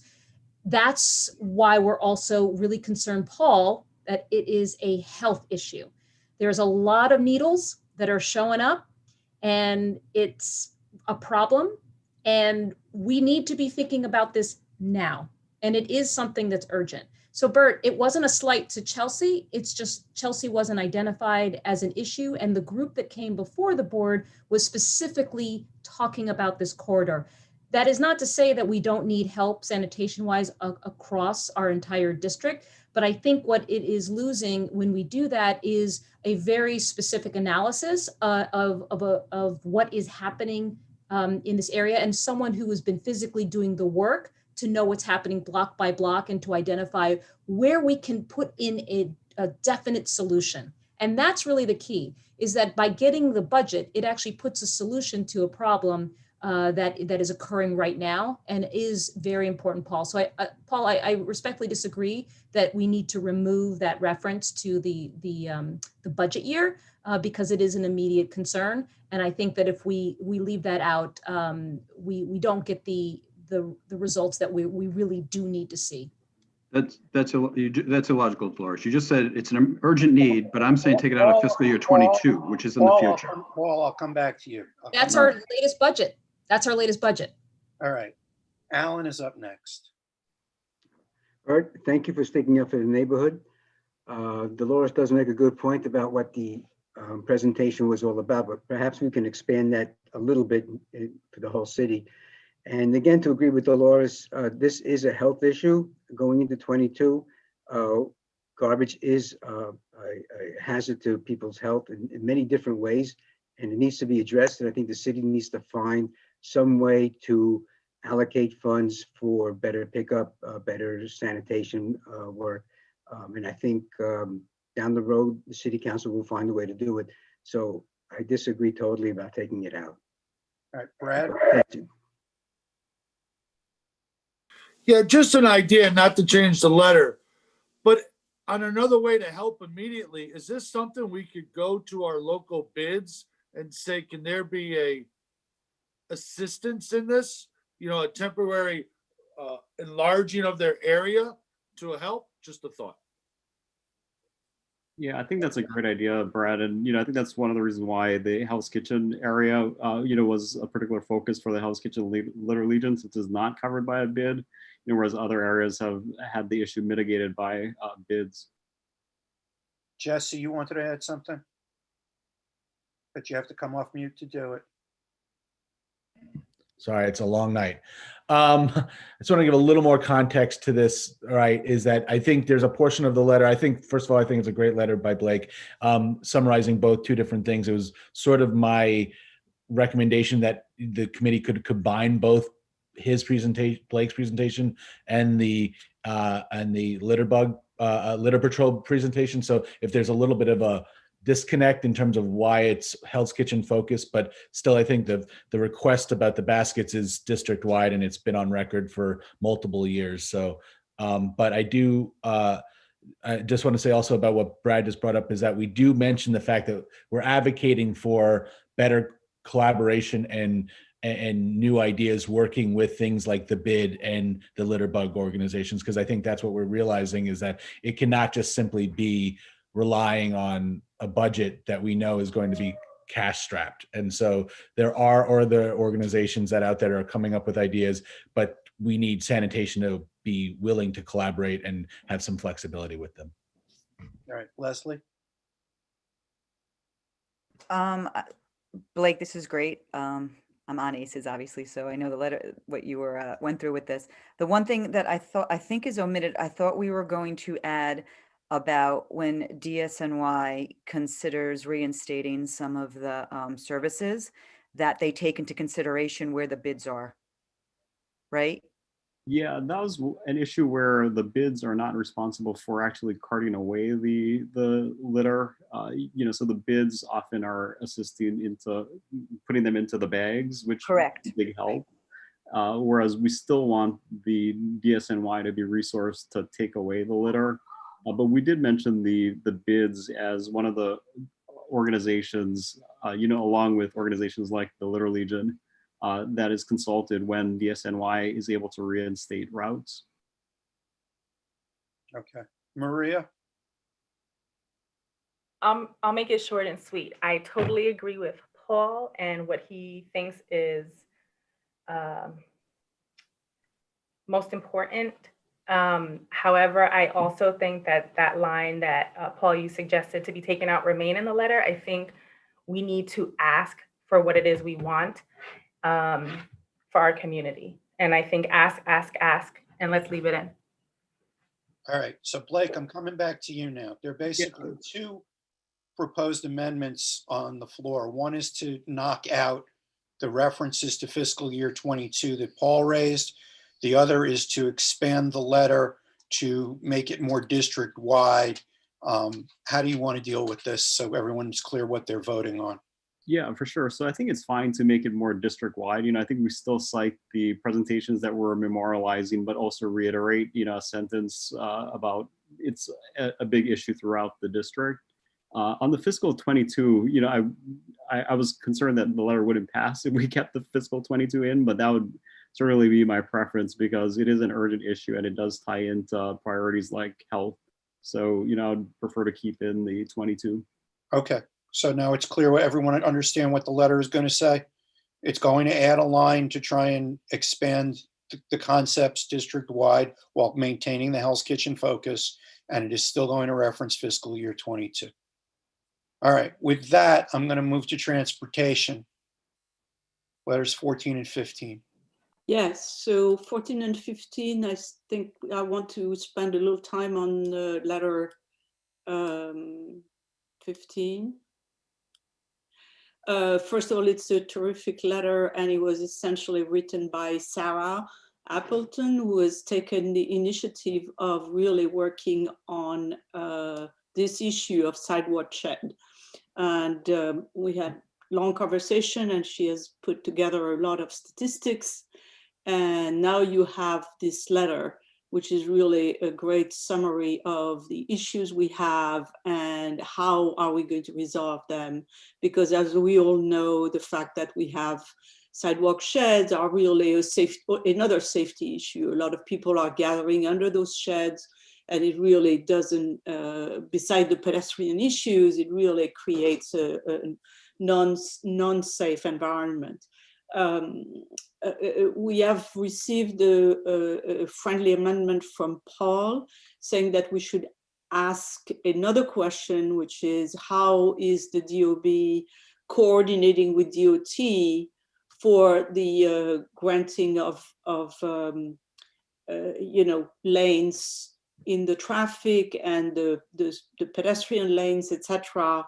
and coordinating with other work which is being done in the streets. And we have, we think we can accept that amendment. That's it. Okay, and nothing to add on 14? No. And any questions? Okay, Housing, Health, and Human Services, letter 16 has Wait, been. sorry, I did have a question. I'm sorry. Okay. I think James does too, just FYI. Okay. Just, this is on letter 14. It's just, there seems to be a sentence that doesn't make sense to me at all. It's the line, and it's line 17 and 18. It just says their destination is Columbia, MD. Right. That's the destination of this long distance bus. That's where they go. That's where the buses go. Oh, it's where the, okay. Yeah, I'll add clarification. Okay, just yes. Was lost. It's okay. That's all. It's where the buses are going, right? All right, James. Yeah, just one quick question. Are these construction sheds? Yes. Yes, otherwise known as scaffolding. Is there any way to just say that? They're called sidewalk sheds by DOB. Yeah, they are technically called sidewalk sheds. Totally. Yeah, understand. I was just wondering if we can just mention that for construction, just I didn't figure it out till we got to the second page, so it would just make it a little clearer for me. But maybe you can add it the first time you mention it, Sarah. You can just add a parenthetical. Yeah, at construction sites. That's all. Thanks. Okay. Anything else on the transportation letters? Okay. Housing, Health, and Human Services. 16 has been withdrawn. 17. 18 has gone back to committee, so we just have 17. So I'll briefly mention 17. I love short and sweet. Basically, it's a letter of support. So not super controversial or anything. Twee, who sits on the board, came to speak to us, taking her hat off as CB member to Chelsea Tenant Association president of 2324. The building is actually, it's across the street from the Chelsea Hotel. Basically, the issue that was presented was the lack of compliance and mitigation efforts by management to ensure safety of residents and staff related to COVID. For example, workers not wearing masks, or common area windows that were newly installed don't open, allowing for ventilation. Basically, she asked for support of a forum for a residential housing ventilation forum that'll be held February 27th, followed by another forum with electeds on March 13th. She also mentioned connections, asking for connections to architects, medical experts, or attorneys and journalists. There was unanimous support for the letter. And Betty, thank you for your edits. And they will be put into the letter. And any questions on 17 from Maria? All right, seeing none, I'm going to go to 19. Jessica. Thank you. Good evening, everyone. So I do want to note that the letter this is on the topic of the preliminary budget that the mayor released. The letter that has been added to the draft box has been not necessarily in terms of content, but in terms of structure has been updated fairly significantly in a friendly amendment way to primarily start with the proposed recommendations for additional consideration. And instead the letter concludes with our thanks for the accomplishments that have been included in this year's preliminary budget. And just to remind everyone, in the fall, committees meet, all of you meet, review your budget priorities based on letters and things that the committee has already reviewed and opined on. And then we submit that to the mayor for consideration. The mayor produces a budget. We then review that budget with great assistance from Jesse and others to see what of our requests have been included. And then this is essentially our opportunity to bring greater voice to the items that were not included. So all of the items that were in the letter you reviewed remain. A few friendly amendments from Christine on strengthening some language in transportation, as well as some from education. but in general, feel that this letter hits on the key issues that our district is facing at this time. And if there are any questions or any additional comments, I welcome them. Any questions? Josephine? Nope, you're on mute. Sorry. The high school of, is it, I can't remember the acronym now. Katie probably remembers. We've been dealing with the school for the last couple of months on several issues, their lease, a host. Do you of mean issues. environmental sciences? Yes, that's right. High School of Environmental Science Studies. Yes, thank you, Chris. They have asked specifically for a social worker. And so I'm wondering, can we add that in, or how does that work? So I'll have to look back, and I'm also reading Jesse's face, but my understanding is at this point, we are only really able to include, or should only include, things that were in our original request and that we have submitted letters on. So my sense is that did not get prioritized in the last round of requests. But Jesse, this just came, No, this I mean, literally I just think- came to us, so. Yeah, I think it's typically a new request would be introduced into the next cycle, which is FY23, which will happen in September and October. I do think if we are on record about supporting the need for more social workers in schools. And I know that there was an increase in years past, and we were supportive of that. And I think we wanted to expand that and baseline that. I know that there's funding put into the current FY22 budget for mental health for children. I think that's more related to the impact of COVID. I don't know how that trickles into the schools. So I will say, obviously, if there's a general request for, if we want to add something into this letter about social workers in schools, we could do so in the sense that it has been a prior, we're on record for it. It was something we put into our current requests. But I think in terms of a specific school saying that school deserves needs a social worker, I think that would be a new request and would go forward. Okay, that's fine. A general is fine, but I just, want to be on record that PS 111, we were never able to provide them one, and we've been asking for that for years. I think that keeps being moved from budget to budget. So it's on there somewhere. So I definitely want to make sure that we include that. Okay, I'm going to let actually the chairs of ACES maybe weigh in on this. Alan, and then Kit, I see your hand is raised. Yeah, I think in the past, Corey's office has weighed in with this. I think they might have even done either PS 51 or 111 in last year's budget. So we can take this back to them for the discretionary funds, see if we can do something on that end. All right, Kit? Nothing substantial to add. Just want to call folks' attention to lines 33 and 34 in the education section, where we call for a licensed social worker in every school in the district. I agree that high school for environmental studies definitely needs one, but I think the current language is sufficient. Okay, and what you guys can do, because I'm getting texted on this as well, this can come out of your committee as a new letter next month requesting this, and send it to Corey and ask him for the funding, as Alan pointed out. And then if it hasn't been funded, it can get picked up in next year's budget cycle. All right, Brad? Yeah, the sanitation section, line, I guess at the bottom, 1, 2, and 3. Can we just define that? Because we're being really specific there. And I know up top it says we'd like more basket service, but I'm not seeing any Chelsea here.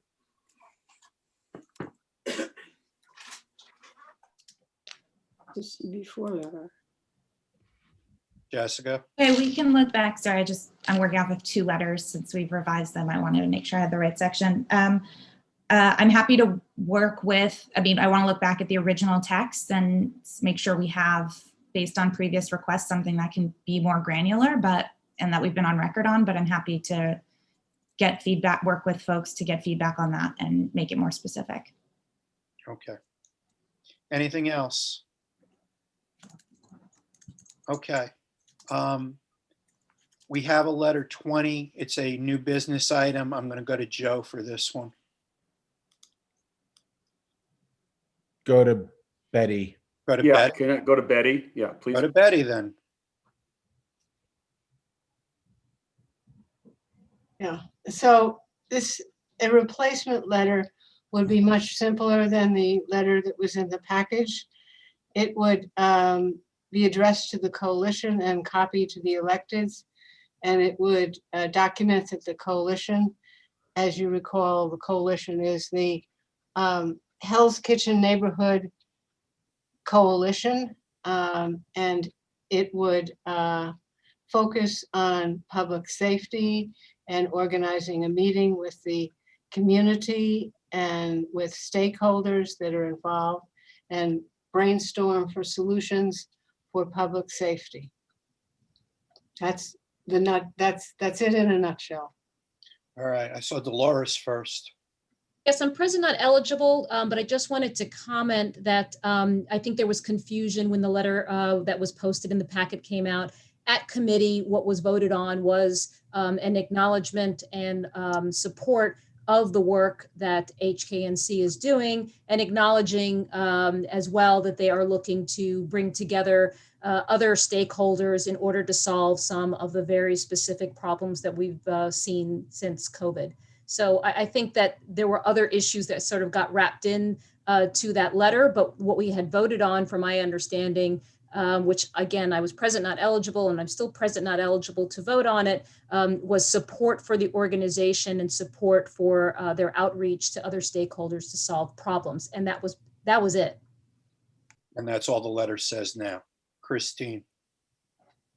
So I had a question in the existing letter. I don't know how it's going to be in the new letter, whether a meeting with the Manhattan South, I mean the precinct of which is covering the 36th Street, was going to be included. Okay, let me clarify again what Dolores just said.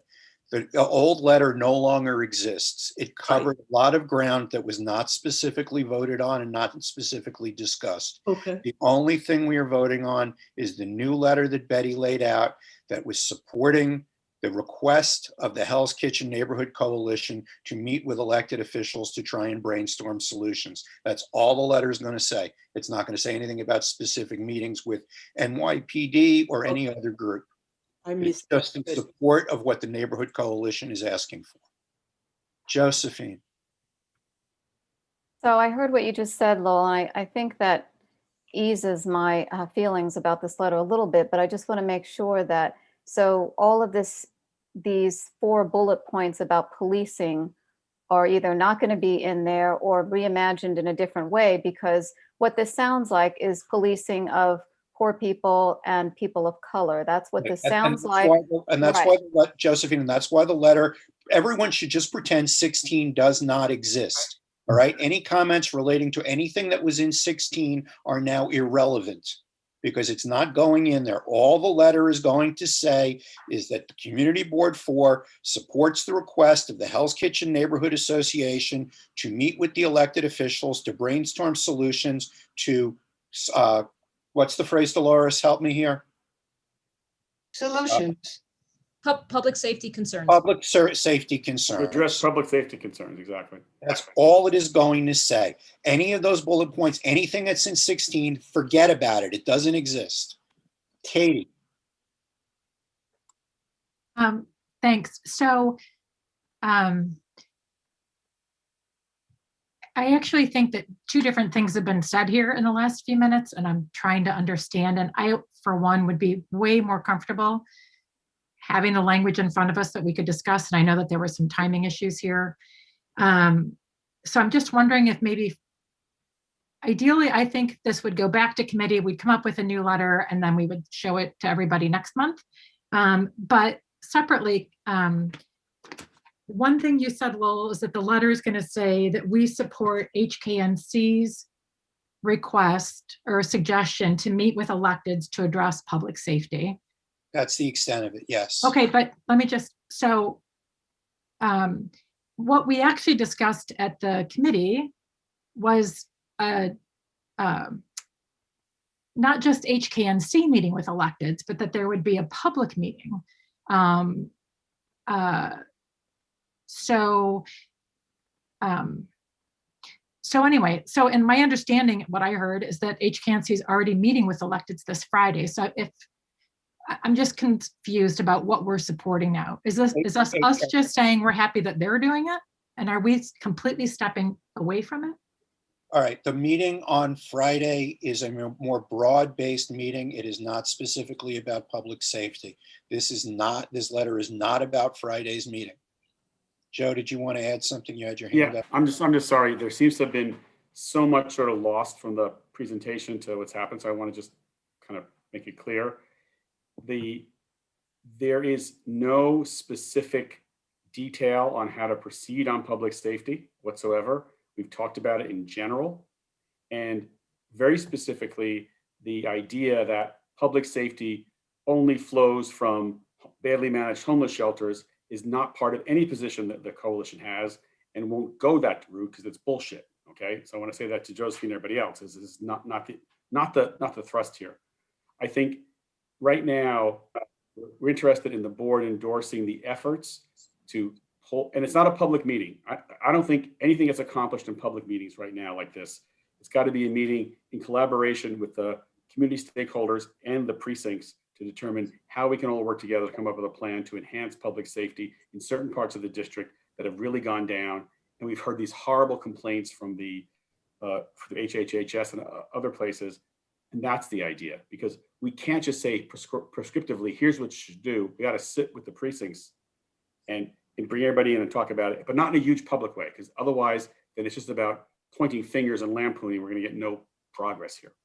Okay, so I guess Katie? It sort of does, but I guess my question is, because the latest draft, one of the latest discussions some of us had today on the committee was saying that we should have a letter that asks for a meeting with all of the stakeholders, and that CB4 would be included and HKNC would be included and the electeds would be included, all the stakeholders. But then that seems to have gone away. And I'm just trying to understand. I'm going to answer that one, Katie. This is why letters don't get drafted by email. It's why we don't do it. It's why we're not supposed to do it. Okay, so who are we, this meeting that we're supporting? The letter was drafted. The letter is being drafted by the designee of the co-chairs of the committee, and the letter is saying only what I've indicated it says. And who's going to organize the meeting that we're supporting? It's an HKNC meeting. It's not a CB4 meeting. In a similar way that TWE came to the group about a series of forums she's initiating, and CB4 will be invited to that, that would be the same way it happens. That's a public thing. This is more of a work it out. Let's try to figure out if we can work together to address this. That's the thing. All right, Jeffrey. Thank you. I recognize 16 is to be erased, but I am gravely concerned about endorsing a campaign or a community group's push when those bullets were circulated. And anything that starts with more police should be not on the table for consideration. Those bullets did not come from the presentation made. That's what's frustrating. Excuse me, the letter was circulated, the bullets exist, and the coalition has been doing on-the-ground work for months. Now, what's interesting is we had a discussion about increase and encouragement of social workers in our schools, and yet there was no bullet that encouraged increase in social workers at our homeless shelters, or in our supportive housing, or in any of our social service entities in Community District 4. So there's a lot of red flags that come from this letter. And so I'm extremely uncomfortable with the new business endorsing the neighborhood coalition, just sort of knee-jerk in a sense, recognizing the process has been done before, a la the example from TWE and her building, but it falls flat when we see the work that's been done by the coalition, which a lot of which seems counter to some of the initiatives that Community District 4 has long advocated for. Okay, I'm going to say this again.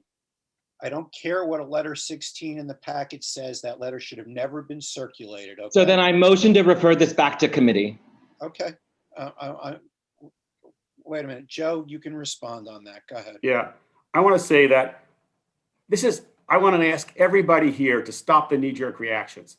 You have seen distributed through the committee very specific things from the HKNC saying better social services, better management of the shelters. It has not said go police the shelters and turn everybody away. That's the position that's written that has been distributed through all the board members, number one.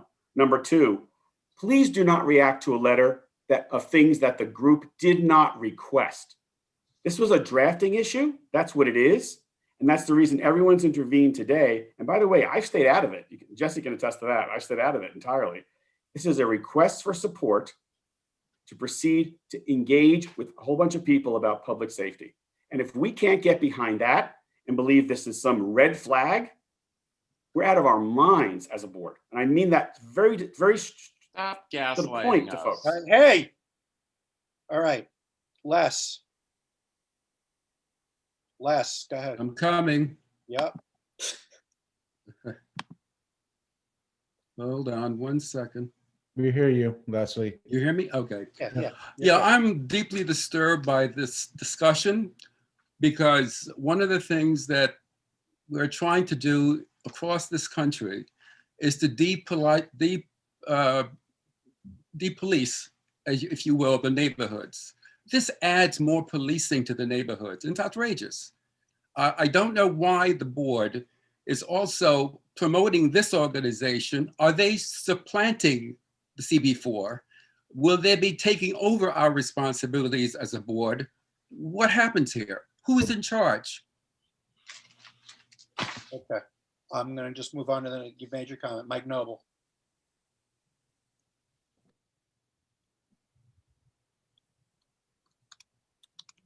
Who'd you call on there, Bert? Me? Yes, Mike. Well, mine is just a technical thing. I mean, you're going to put this as an agenda item. Who are we sending it to? What is it about? That's all. Simple. The gist of it, I leave it up to you guys. It is my understanding, Betty, it's addressed to the Hell's Kitchen Neighborhood Coalition, thanking them for their presentation, correct? Yes, and supporting the focus on public safety and solutions. And that's it. That's Fine. it. Thank you. Okay, Christine. So I've never been in favor of having letters which are not written voted on, right? That's not a good idea. Second, I think that everybody would be much more comfortable if the presentation was attached, which said, this is the plan of HKNC, HK, whatever it is, HK's Kitchen Coalition on how they want to approach the problem. And then we could support that.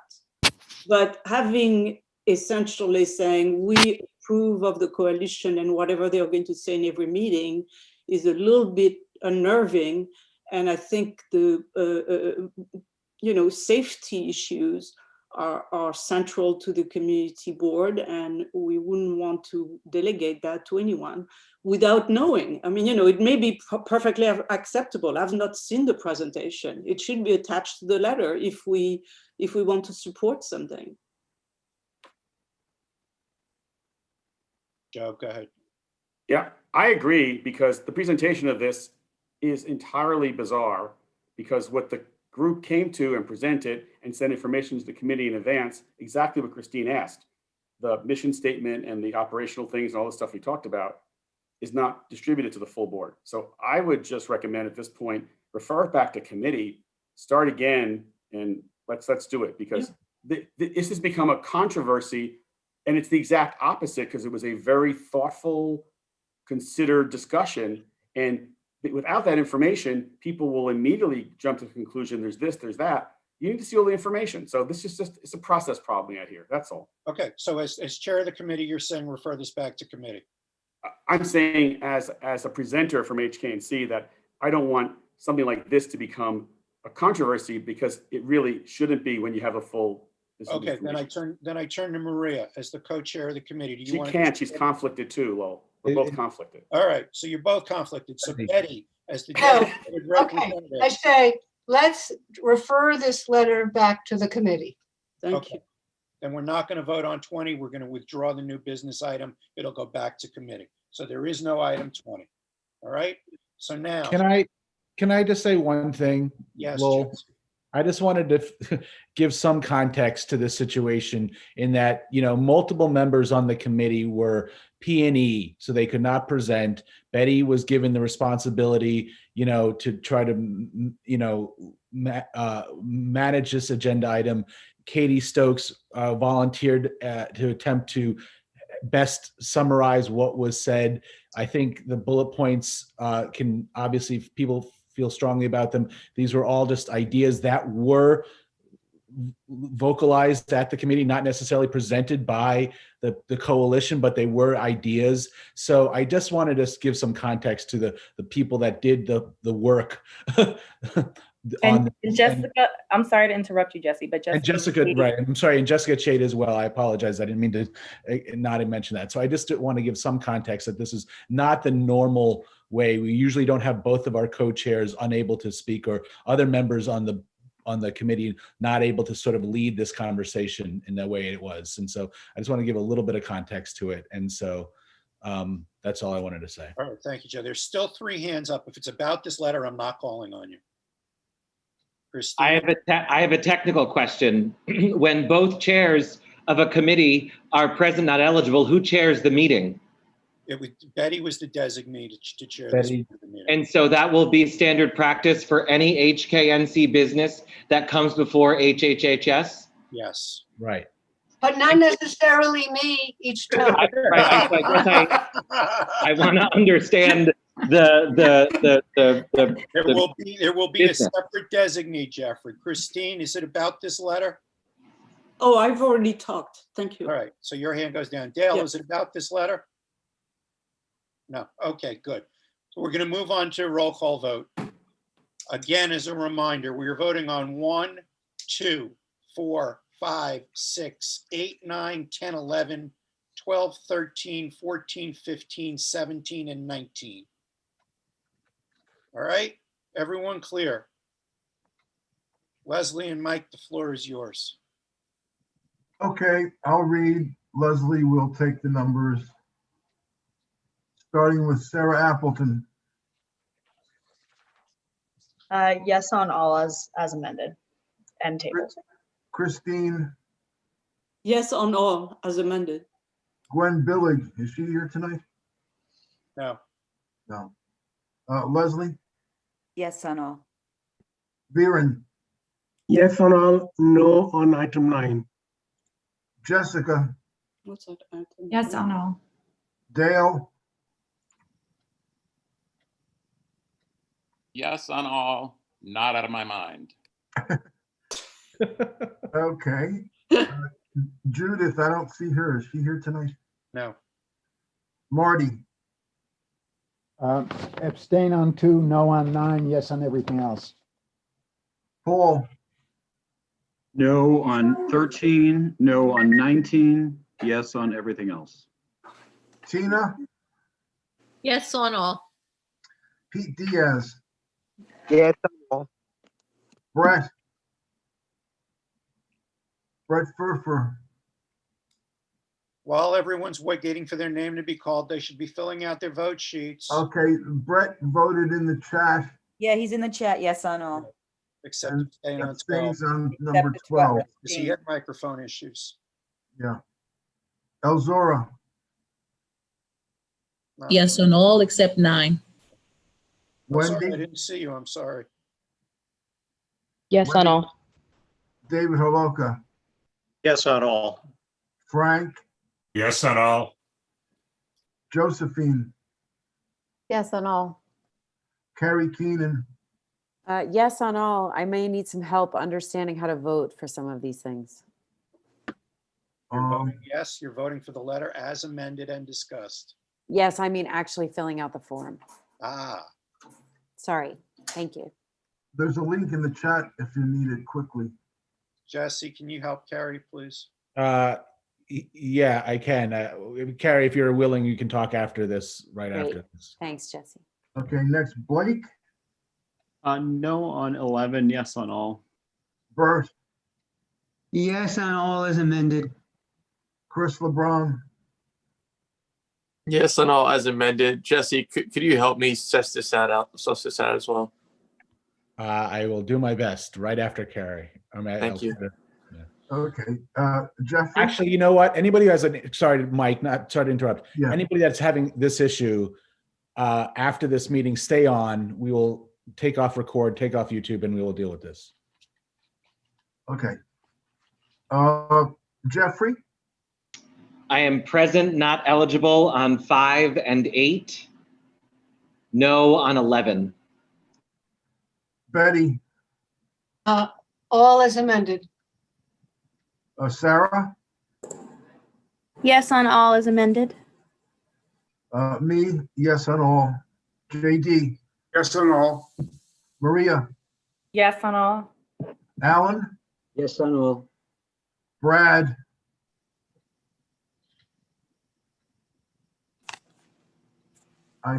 You were here, Brad. Where are you? Yes on all. As Okay. amended. All right. Thank you. Rhonda's not here. Twee? Yes on all, but I abstain on 4 and I'm present, not eligible on 17. Okay, Joe? Yes on all as amended. Sabrina? Yes on all as amended. Dolores? Yes on all. Brian Sokow? Yes on all. David Solnick? I think he's here. Katie Stokes? Yes on all as amended. Kit Tollerson? Yes on all. Marty Treat? Yeah. Oh. Okay, Hector Vasquez? No on 9 and 13, and yes on everything else. Rob Walker? No on 9, yes to all amended. James Wallace? Yes to all as amended. Let's go, Chiefs. David Warren? Yay to all. Leslie Williams? No on 11, yes to all as amended. Okay, Colin Wright? Here. Yes to all. Oh, good. All right, so that leaves Lowell. Yes on all. I think that's it. David Solnick is not here, right? Yep. Okay, done. Vote sheets, vote sheets, vote sheets. And if you're reapplying and have not submitted your application, please remember to do so. I'm going to be making phone calls. All right. I will entertain a motion to adjourn. Adjourn. So moved. Adjourn. Aye. Don't make Brian make